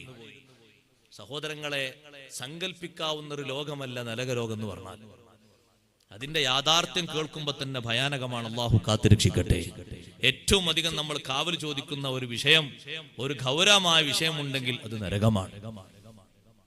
ഒരു വിശ്വാസിയുടെ ജീവിതത്തിൽ ഓരോ ദിവസം കൂട്ടി നോക്ക് നിങ്ങൾ, ഇത്രയധികം കാവൽ ചോദിക്കുന്ന ഒരു കാര്യം വേറെ ഉണ്ടാകൂല. നിസ്കാരത്തിലും നിസ്കാരത്തിന്റെ പുറത്തും എണ്ണം ഒന്ന് കൂട്ടി നോക്കിയാൽ എത്ര തവണയാണ് നരകത്തിൽ നിന്ന് കാവൽ ചോദിക്കുന്നത്. ഇപ്പൊ മഗ്രിബ് നിസ്കാരം കഴിഞ്ഞിട്ട് ചോദിച്ചില്ലേ 7 പ്രാവശ്യം, അല്ലാഹുമ്മ അജിർനി മിനന്നാർ. നാളത്തെ സുബ്ഹിക്ക് ശേഷം പിന്നെയും ചോദിക്കുന്നു, അല്ലാഹുമ്മ അജിർനി മിനന്നാർ. നരകം ഭയാനകമാണ്. അല്ലാഹു കാത്തുരക്ഷിക്കട്ടെ. ഓരോ നിസ്കാരത്തിലും കാവൽ ചോദിക്കുന്നു, മയ്യത്ത് നിസ്കരിക്കുമ്പോഴും കാവൽ ചോദിക്കുന്നു. ആ നരകം, അതിന്റെ ദേഷ്യം, അതിന്റെ കോപം, തക്കാദു തമയ്യസു മിനൽ ഗൈൽ. നരകത്തിന് വല്ലാത്ത ദേഷ്യമാണ്, വല്ലാത്ത ചൂടാണ്. ഒരു ചെറിയ കനിവ് പോലും നരകത്തിന്റെ ഭാഗത്തു നിന്നുണ്ടാകൂല. ശിക്ഷിക്കുന്ന ശിക്ഷയിൽ ഒരു ചെറിയ ഇളവോ ഒന്നും ഉണ്ടാകൂല. തീവ്രത കൂടുതലാണ് നരകത്തിന്, ദേഷ്യം കൂടുതലാണ്. ദേഷ്യം കൂടുതലായിട്ട് നരകം വിണ്ടുകീറുന്നു, പൊട്ടിക്കീറുന്നു. ഒന്ന് പൊട്ടിയാലോ എന്ന് നരകം നോക്കും. കെട്ടിയിടുന്ന സമയത്ത്, വന്നുകൊണ്ട് കെട്ടിയിടുന്ന സമയത്ത് നരകം ഒരു പ്രാവശ്യം ഒന്ന് അനങ്ങും, ഒന്നിങ്ങനെ കുലുങ്ങുമെന്ന് നബി സല്ലല്ലാഹു അലൈഹി വസല്ലം പറഞ്ഞു. ഏതെങ്കിലും ഒരു കടിഞ്ഞാൺ അറ്റുപോയാൽ ലഹതറഖാഹുൽ ജമീഅ്, ആ മഹ്ശറിന്റെ പ്രതലത്തിലുള്ള കോടിക്കണക്കിന് മനുഷ്യന്മാരെ മൊത്തം നരകം ചുട്ട് ചാമ്പലാക്കി കളയും. പക്ഷെ അത്രയും ഭദ്രമായിട്ടാണ് നരകത്തെ പിടിച്ച് കെട്ടിവെക്കുന്നത്. ആ നരകത്തിലേക്ക് മനുഷ്യന്മാരങ്ങോട്ട് വലിച്ചെറിയുന്ന സമയത്ത് കുല്ലമാ ഉൽഖിയ ഫീഹാ ഫൗജുൻ, സംഘങ്ങളായി ഓരോരുത്തരെ കൊണ്ടുപോയി വലിച്ചെറിയപ്പെടുമ്പോ സഅലഹും ഖസനതുഹാ, നരകത്തിന്റെ കാവൽക്കാര് ജനങ്ങളോട് ചോദിക്കും, ഓരോ വിഭാഗത്തോടും ചോദിക്കും, അലം യഅതികും നദീർ, മുന്നറിയിപ്പ് നൽകുന്ന ആള് നിങ്ങൾക്ക് വന്നിട്ടില്ലയോ? നരകം ഉണ്ടെന്നും നരകത്തിൽ പോകേണ്ടി വരുമെന്നും നല്ല നിലക്ക് ജീവിച്ചിട്ടില്ലെങ്കിൽ നരകത്തിൽ കഴിയേണ്ടി വരുമെന്നുമൊക്കെ മുന്നറിയിപ്പ് നൽകുന്ന ആളുകൾ വന്നിട്ടില്ലയോ? നബിമാരും പ്രബോധകന്മാരും വന്നിട്ടില്ലയോ? എന്താണ് നരകത്തിലേക്ക് പോകുന്ന ആളുകളെ മറുപടി? ഖാലൂ ബലാ ഖദ് ജാഅനാ നദീർ. നരകത്തിലേക്ക് മലക്കുകൾ കൊണ്ടുപോയി വലിച്ചെറിയുന്ന ആളുകളോട് ബോധ്യപ്പെടുത്തിയിട്ടാണ് നരകത്തിലേക്ക് വലിച്ചെറിയുന്നത്. അല്ലാഹു തആലാക്ക് നിർബന്ധമൊന്നുമില്ല, പക്ഷേ മനുഷ്യനോട് ബോധ്യപ്പെടുത്തുന്നു, മനുഷ്യ, ഞാൻ നിന്നെ ആക്രമിച്ചിട്ടില്ല, നീ അരുതായ്മകൾ ചെയ്തു, ചെയ്യരുതെന്ന ഉത്ബോധനം കിട്ടി, പക്ഷേ നിന്റെ ദേഹേച്ഛക്ക് നീ വഴിപ്പെട്ടു, നല്ലക്ക് വിശ്വസിക്കണമെന്ന് പറഞ്ഞു, അടയാളങ്ങൾ ആകാശത്തിലും ഭൂമിയിലും പരക്കെ തന്നു, ഒന്നിലേക്കും കണ്ണു തുറച്ചിട്ടോ ബുദ്ധിപരമായിട്ടോ നോക്കാതെ ചിന്തിക്കാതെ താൻ തോന്നിയായി നീ എങ്ങനെ ജീവിച്ചു. ഒരുപാട് ഉത്ബോധനങ്ങൾ കിട്ടിയിട്ടുണ്ട്, ഒരുപാട് മുന്നറിയിപ്പുകൾ കിട്ടിയിട്ടുണ്ട്, സ്വന്തം ശരീരത്തിനും അല്ലാതെയും തന്നിട്ടുണ്ട്. എന്നിട്ട് നീ പഠിച്ചില്ലല്ലോ, മനസ്സിലാക്കിയില്ലല്ലോ. അലം യഅതികും നദീർ, ഒന്നും അറിയാതെ കൊണ്ടുവന്ന് നരകത്തിലിടുകയാണോ? മുന്നറിയിപ്പുകാര് വന്നിട്ടില്ലേ? പ്രബോധകന്മാര് വന്നിട്ടില്ലേ? ഖാലൂ ബലാ, നരകത്തിലേക്ക് വലിച്ചെറിയപ്പെടുന്ന വിഭാഗം പറയും, അതെ, ഖദ് ജാഅനാ നദീർ, മുന്നറിയിപ്പുകാര് ഞങ്ങൾക്ക് വന്നിട്ടുണ്ട്, തീർച്ച, ഒരു സംശയവും ആ വിഷയത്തിലില്ല. ഫകദ്ദബ്നാ, ഞങ്ങൾ അതൊക്കെ പാടെ നിരസിച്ചു, ഞങ്ങൾ കളവാക്കി തള്ളി. അത്ര സ്ട്രോങ് ഒന്നും ഉണ്ടാകൂല, നരകത്തെ പറഞ്ഞിങ്ങോട്ട് പർവ്വതീകരിക്കാണ്, അങ്ങനെയൊന്നും ഉണ്ടാകൂല. അതിന് പറ്റുന്ന ഹദീസുകളൊക്കെ മുന്നോട്ട് വെച്ചതാണ്. ഒരിക്കലും അല്ല സഹോദരങ്ങളെ, ഈ ഹദീസൊക്കെ ആരാ പഠിപ്പിച്ചത്? ഒരിക്കലും പോലും സംശയത്തിന് വക നൽകുന്ന രൂപത്തിൽ പോലും ഒരു വാക്ക് കളവായി പറയാത്ത, പറഞ്ഞിട്ടില്ലാത്ത അസ്വാദിഖുൽ മസ്ദൂഖ് മുഹമ്മദുർ റസൂലുള്ളാഹി സ്വല്ലല്ലാഹു അലൈഹി വസല്ലം തങ്ങളുടെ വിശദീകരണങ്ങളാ. നരകത്തെ പറ്റി പറഞ്ഞ വാർത്തകൾ മുഴുവനും തങ്ങളല്ലേ പഠിപ്പിച്ചത്. ആ നരകത്തെ യഥാവിധി കണ്ടിട്ടല്ലേ തങ്ങൾ വന്ന് റിപ്പോർട്ട് ചെയ്തത്. നരകവും കണ്ടിട്ടുണ്ട്, സ്വർഗവും കണ്ടിട്ടുണ്ട്, നരകത്തിന്റെ ശിക്ഷകളും കണ്ടിട്ടുണ്ട്, സ്വർഗത്തിന്റെ സുഖങ്ങളും കണ്ടിട്ടുണ്ട്. കണ്ട് അനുഭവിച്ച് നോക്കിയിട്ടല്ലേ വന്ന് തങ്ങൾ പറയുന്നത്. നരകത്തെ കാക്കുന്ന മലക്കിനെ കണ്ടപ്പോൾ വരെ പേടി തോന്നിപ്പോയി എന്ന് സയ്യിദുനാ റസൂലുള്ളാഹി. നരകത്തിനെ കാക്കുന്ന മലക്കിനെ കണ്ടപ്പോഴേക്കെന്നെ പേടി തോന്നി. നരകം കാക്കുന്ന മലക്ക് മാലിക് അലൈഹിസ്സലാം. മാലിക് അലൈഹിസ്സലാമിന്റെ നൃത്തം കണ്ടിട്ട് ഹബീബായ തങ്ങൾ പേടിച്ചെങ്കിലും ഒന്ന് ആലോചിച്ച് നോക്ക് നിങ്ങൾ. ആ നരകത്തെ പിടിച്ചു കെട്ടാൻ വേണ്ടി കൊണ്ടുവരുമ്പോഴേക്ക് കോടിക്കണക്കിന് മനുഷ്യന്മാര്, അതിൽ ദുന്യാവിൽ ജീവിച്ചവരിൽ ആരൊക്കെ ഉണ്ട്? രാജാക്കന്മാര്, പ്രധാനമന്ത്രിമാര്, ലോകതലത്തിൽ ഒന്നാമത്തെ മെമ്പർഷിപ്പ് ഉള്ള ആള്, ഈ ലോകത്തില് ഒന്നാമത്തെ മെമ്പർഷിപ്പ് എനിക്ക്, രണ്ടാമത്തെ ഭാര്യക്ക, അങ്ങനൊക്കെ ജീവിച്ച ആൾക്കാരില്ലേ? പ്രഭുക്കളില്ലേ? പണക്കാരില്ലേ? കോടീശ്വരന്മാരില്ലേ? പലരുമില്ലേ? എല്ലാവരും താഴെ മുട്ടുകെട്ടിയിരുന്നു പോയി. നരകത്തിന്റെ ആ വരവ്, നരകത്തെ ആ മലക്കുകൾ ഇങ്ങനെ കൊണ്ടുവരുന്ന ആ ഒരു രംഗം കണ്ടപ്പോഴേക്ക്, അപ്പൊ നരകം പറയുന്ന ആ വാക്കിന് ഒരാൾ മാത്രമേ മറുപടി പറയുള്ളൂ. നരകം പറഞ്ഞ വാക്കെന്താ?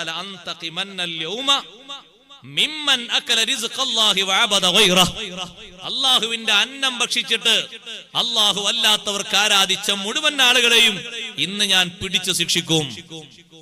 അള്ളാഹു പറഞ്ഞത് കേൾക്കാതെ നടന്ന ആളുകൾക്ക് മുഴുവനും കൊടുക്കും ശിക്ഷ. അത് നരകം ഇങ്ങനെ നല്ല നല്ല ദേഷ്യത്തോടുകൂടെ നരകം അത് പറയുമ്പോ പ്രതികരിക്കാൻ കഴിവുള്ള ഒരാള് മുത്തു റസൂൽ സ്വല്ലല്ലാഹു അലൈഹി വസല്ലം തങ്ങൾ മാത്രല്ലേ, വേറെ ആരാ മറുപടി പറയുന്നത്? തങ്ങൾ നരകത്തോട് പറയുന്നു, നരകമേ, അല്ലാഹുമ്മ ഇന്നി അഊദു ബില്ലാഹി മിൻക, ഞാൻ അള്ളാഹുവിനോട് നിന്നിൽ നിന്ന് കാവൽ ചോദിക്കുന്നു. നരകം തിരിച്ചടുത്തൊരു ചോദ്യം, തങ്ങൾ എന്തിനാ കാവൽ ചോദിക്കുന്നത്?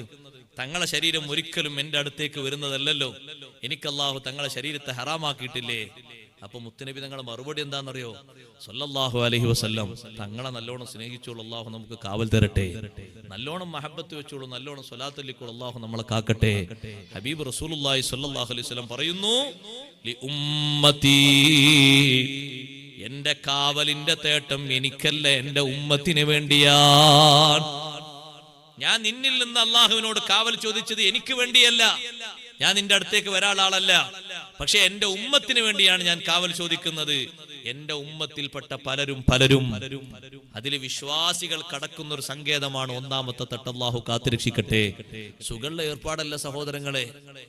കോടിക്കണക്കിന് കിലോമീറ്റർ അപ്പുറത്ത് ഉദിക്കുന്ന സൂര്യൻ അസ്തമിച്ചിട്ട് മണിക്കൂറായി, ചൂട് ശമിച്ചിട്ടില്ല. ഇപ്പോഴുണ്ട് ഭൂമിയുടെ പ്രതലത്തിൽ അതിന്റെ ചൂടിന്റെ അംശങ്ങളും കിരണങ്ങളൊക്കെ. ഉദിച്ചൊരു നട്ടുച്ച സമയമാകുമ്പോഴേക്ക് നമ്മുടെ ശരീരത്തിന് എത്തുന്ന വിയർപ്പിന്റെ കണങ്ങൾ എത്രയാ! ഒന്ന് നടക്കാനും കടക്കാനും ഇരിക്കാനും സ്വസ്ഥമായി അധ്വാനിക്കാനും കഴിയുന്നുണ്ട് ചൂട് കൊണ്ട്. എത്ര കിലോമീറ്റർ അപ്പുറത്താ ഉദിക്കുന്നത്. ഈ ശരീരത്തെ ചെറിയൊരു ചൂട് സഹിക്കാൻ കഴിയാത്തവരല്ലേ നമ്മള്. നരകത്തിന്റെ വിഷയങ്ങൾ പറയുമ്പോ ആവർത്തിച്ച് നരകം വീണ്ടും ചോദിക്കൂലേ അള്ളാഹുവിനോട്, റബ്ബേ ഇനിയും എനിക്ക് തരാനുണ്ടോ? ദോഷികളെ മുഴുവനും നരകത്തിലേക്ക് ഇട്ടിട്ട് അള്ളാഹു ചോദിക്കുന്ന ഒരു ചോദ്യമുണ്ട്, ഹലിം തലഅതി, നിറഞ്ഞോ നരകമേ, നിനക്ക് നിറഞ്ഞോ? നരകം ചോദിക്കുന്നത് ഹൽമിം മസീദ്, ഇനിയും തരാനുണ്ടോ? ഇനിയും കൂടുതലായി തരാനുണ്ടെങ്കിൽ താ റബ്ബേ. ആ നരകത്തിലേക്ക് പോകുമെന്ന് പറഞ്ഞ ഒറ്റ മെമ്പർമാരിൽ നമുക്ക് മെമ്പർഷിപ്പ് ഉണ്ടാകരുത്. അള്ളാഹു നമ്മളെ കാത്തുരക്ഷിക്കട്ടെ. ചിലരെ പറ്റിയൊക്കെ നബി സല്ലല്ലാഹു അലൈഹി വസല്ലം അങ്ങനെ തീർത്തു പറഞ്ഞിട്ടുണ്ട്. നഊദു ബില്ലാഹ്. സഹോദരന്മാരെ, സഹോദരിമാരെ, ആ നരകത്തിലേക്ക് പോകുന്ന ഒറ്റ അടയാളവും നമ്മുടെ ഈ ചുരുങ്ങിയ ജീവിതത്തിൽ ഉണ്ടായിക്കൂടാ. ചുരുങ്ങിയ ആയുഷ്കാലം അല്ലാഹു തന്ന ആയുസ് അധ്വാനിച്ചുകൊണ്ട് നന്ദിയോടെ ജീവിച്ച് നല്ല പ്രവർത്തനങ്ങൾ ചെയ്ത് സ്വർഗത്തിലെത്തണം. അല്ലാഹു നമുക്കതിന് ഭാഗ്യം നൽകുമാറാകട്ടെ. നരകക്കാരിൽ ഒരൊറ്റ വിഭാഗത്തിലും അല്ലാഹു നമ്മളെ പെടുത്താതിരിക്കട്ടെ. നരകത്തിലേക്ക് വലിച്ചെറിയപ്പെടുന്നവരൊക്കെ എത്രമാത്രം ഗൗരവതരമുള്ളതാണ്. നരകത്തിനെ പിടിച്ചുകൊണ്ടുവന്ന് കെട്ടുന്ന നേരത്ത് മനുഷ്യന്മാരൊക്കെ പേടിച്ചെങ്കിൽ, നരകത്തെ കാണിച്ച് റെഡിയായിട്ട് ലൈവായിട്ട് കാണിച്ചിട്ട് മാലിക് അലൈഹിസ്സലാമിന്റെ നൃത്തം കണ്ടിട്ട് ഒരു സമയം പേടിച്ചു നിന്നുപോയി നബി സല്ലല്ലാഹു അലൈഹി വസല്ലം. ജിബ്രീൽ അലൈഹിസ്സലാമിനോട് ചോദിച്ചു, അല്ല ജിബ്രീൽ, ഈ നിൽക്കുന്നത് ആരാണ്? ജിബ്രീൽ അലൈഹിസ്സലാം ചോദിച്ചു, നബിയെ തങ്ങൾ സലാം പറഞ്ഞോ? ഞാൻ സലാം പറഞ്ഞു. സലാം മടക്കിയോ? സലാം മടക്കി. തങ്ങളൊന്ന് ചിരിച്ചോ? ആരോടും പുഞ്ചിരിയോടെ നോക്കുന്ന സയ്യിദുനാ റസൂലുള്ളാഹി സ്വല്ലല്ലാഹു അലൈഹി വസല്ലം പറഞ്ഞു, ഞാനൊന്ന് ചിരിച്ചു, പക്ഷേ തിരിച്ചെനിക്ക് ചിരി കിട്ടിയില്ല. തങ്ങളോട് ചിരിച്ചില്ലെങ്കിൽ ലാ യൽഹഖു ഇലാ അഹദിൻ അബദാ, ഇനി ലോകത്തൊരാടോടും ഒരു കാലത്തും ചിരിക്കൂല. തങ്ങളോട് എന്തെങ്കിലും വിരോധമുണ്ടായിട്ടല്ല നബിയെ ചിരിക്കാത്തത്. കാവൽ നിൽക്കുന്നത് നരകത്തിനായതുകൊണ്ടാണ്. ചിരി അറിയൂല. കാവൽ നിൽക്കുന്നത് നരകത്തിനല്ലയോ? ഇവിടെ തന്നെ ഒരു 50 കോടിയുടെ കച്ചവട സ്ഥാപനത്തിന് കാവൽ നിൽക്കുന്ന ആൾക്ക് എവിടുന്നെങ്കിലും ഒരു ശബ്ദം കേട്ടാൽ എന്തൊരു ദേഷ്യമാണ്, എന്തൊരു ഈർഷ്യതയാണ്. ആരെങ്കിലും തസ്കരന്മാര് വന്നാൽ എന്തൊരു രോഷത്തോടെയാണ് അയാൾ നോക്കുന്നത്. കോടിക്കണക്കിന് ആളുകളെ കൊണ്ടുപോയി വലിച്ചെറിയാനുള്ള നരകലോകം. ആ ലോകത്തിന് കാവൽ നിൽക്കുന്ന മാലിക്കിന് ഒരു ദാക്ഷിണ്യവും ഒരു ദയവും ഉണ്ടാകൂല. മാലിക് അലൈഹിസ്സലാമിന്റെ നൃത്തം കണ്ട് പേടിച്ചു പോയെങ്കിൽ സഹോദരങ്ങളെ, ആ നരകം ആളുകളുടെ ഇടയിലേക്ക് നരകത്തെ കൊണ്ടുവന്ന് കെട്ടിയിട്ട് നരകത്തിലേക്ക് വലിച്ചെറിയപ്പെടുമ്പോ ബോധ്യപ്പെടുത്തുന്ന ശബ്ദമാണ് ഖാലൂ അലം യഅതികും നദീർ. കാവൽക്കാര് ചോദിക്കുന്നത്, നരകം കാക്കുന്ന മലക്കുകൾ ചോദിക്കുന്നത്, ശരിയല്ലയോ, നിങ്ങളുടെ ജീവിതത്തിൽ കൃത്യമായി നന്നായി ജീവിക്കാൻ അവസരങ്ങൾ കിട്ടിയിട്ടില്ലേ? മുന്നറിയിപ്പുകാര് വന്നിട്ടില്ലേ? ഉത്ബോധനങ്ങൾ കിട്ടിയിട്ടില്ലേ? ഉണ്ട്. പക്ഷേ ഫകദ്ദബ്നാ, ഞങ്ങളത് നിരാകരിച്ചു, ഞങ്ങൾ തള്ളിക്കളഞ്ഞു, ഞങ്ങൾ കളവാക്കിപ്പോയി. വഖുൽനാ മാ നസ്സലല്ലാഹു മിൻ ഷൈ, ഞങ്ങൾ പറഞ്ഞു പോയി അല്ലാഹു അങ്ങനെയൊന്നും ഇറക്കിയിട്ടില്ല, അതൊക്കെ ഇവരുടെ വകയാണ്. സ്ട്രോങ് കൂട്ടി പറയുകയാണ്, ഇൻ അൻതും ഇല്ലാ ഫീ ളലാലിൻ കബീർ. ഞങ്ങളെ ഉത്ബോധിപ്പിച്ചവരോട് ഞങ്ങൾ പറഞ്ഞിരുന്നു, നിങ്ങളാണിപ്പോ സത്യത്തിൽ നിന്ന് വിദൂരത്തുള്ളത്. ളലാലിൻ കബീർ, നിങ്ങൾ വല്ലാതെ വഴിപിഴച്ചു പോയിട്ടുണ്ട് എന്ന് ഞങ്ങളെ ഉത്ബോധിപ്പിച്ച ആളുകളോട് ഞങ്ങൾ പറഞ്ഞിരുന്നു. അതേ സമയത്ത് വഖാലൂ ലൗ കുന്നാ നസ്മഉ ഔ നഅഖിലു മാ കുന്നാ ഫീ അസ്ഹാബിസ് സഈർ. ആ നരകത്തിലേക്ക് പോകുന്ന ആളുകൾ പറയും, ലൗ കുന്നാ നസ്മഉ ഔ നഅഖിലു, ഉപദേശങ്ങൾ നമ്മൾ നന്നായി ശ്രവിച്ചിരുന്നുവെങ്കിൽ, ഔ നഅഖിലു, അത് ബുദ്ധിയോടെ ചിന്തിച്ച് ജീവിതത്തിൽ ഉൾക്കൊണ്ടിരുന്നുവെങ്കിൽ, മാ കുന്നാ ഫീ അസ്ഹാബിസ് സഈർ, നരകക്കാരുടെ കൂട്ടത്തിൽ നമ്മൾ ചേരൂലായിരുന്നല്ലോ, നമുക്ക് സ്വർഗത്തിൽ പോകുന്നവരോടൊപ്പം പോകാമായിരുന്നു. പറഞ്ഞത് നമ്മൾ കേട്ടില്ല, നമ്മൾ സ്വീകരിച്ചില്ല. നമ്മളിങ്ങനെ വിശ്വാസങ്ങളും കർമ്മങ്ങളും നന്നാക്കാതെ ജീവിച്ചു പോയി. ഫഅതറഫൂ ബിദംബിഹിം, അല്ലാഹു പറഞ്ഞത് കണ്ടോ, കുറ്റസമ്മതം നടത്തിപ്പോയി. നരകത്തിൽ പോകുന്നവര് അവരവർ ചെയ്ത പാപങ്ങളും കുറ്റങ്ങളും സമ്മതിച്ചു. ഫസുഹഖൽ ലിഅസ്ഹാബിസ് സഈർ, അല്ലാഹുവിന്റെ ഭാഗത്ത് നിന്ന് അല്ലെങ്കിൽ മലക്കുകളുടെ ഭാഗത്തു നിന്നൊരു പ്രാർത്ഥന. സുഹഖൻ, ദൂരം തന്നെ, വിദൂരം തന്നെ. ലിഅസ്ഹാബിസ് സഈർ, നരകത്തിൽ പോയി കിടക്കുന്ന ആളുകൾക്ക് വിദൂരം തന്നെ. അല്ലാഹുവിന്റെ റഹ്മത്തിൽ നിന്ന് അവര് വളരെ വിദൂരത്തിലാണ്. അല്ലാഹു നമ്മളെ കാത്തുരക്ഷിക്കട്ടെ. നരകത്തിന്റെ ഒരു ചെറിയ ചിത്രം തബാറക സൂറത്തിലൂടെ അല്ലാഹു തആല പഠിപ്പിച്ചതാണ്. നരകത്തിൽ പോകുന്ന ഒരു മെമ്പർമാരും നമ്മൾ ഒരിക്കലും പെടാൻ പാടില്ല. നല്ലോണം ശ്രദ്ധിച്ച് സൂക്ഷിച്ചുകൊണ്ട് ജീവിക്കണം. നമ്മുടെ പ്രവർത്തനങ്ങളൊക്കെ നന്നാകണം. ചെയ്യാൻ പറ്റുന്ന സുഹൃതങ്ങളൊക്കെ ദുനിയാവിൽ ചെയ്യണം. അള്ളാഹു തന്ന കുറഞ്ഞ ആയുസ്സിൽ ഒരുപാട് കർമ്മങ്ങൾ ചെയ്തു എന്ന് ജനങ്ങൾ പറയാനല്ല, അള്ളാഹുവിൻ്റെ അടുക്കലെത്തിയിട്ട് കണ്ടിട്ട് സന്തോഷിക്കാനാണ്. നല്ല അമലുകളായിട്ട് ഏതെല്ലാം നമ്മുടെ ദീന് നമുക്ക് പഠിപ്പിച്ചിട്ടുണ്ടോ അതിലൊക്കെ നമുക്ക് സന്തോഷത്തോടെ മെമ്പർഷിപ്പ് വേണം. നമുക്കതിലൊക്കെ ഭാഗവാക്കാക്കാൻ കഴിയണം.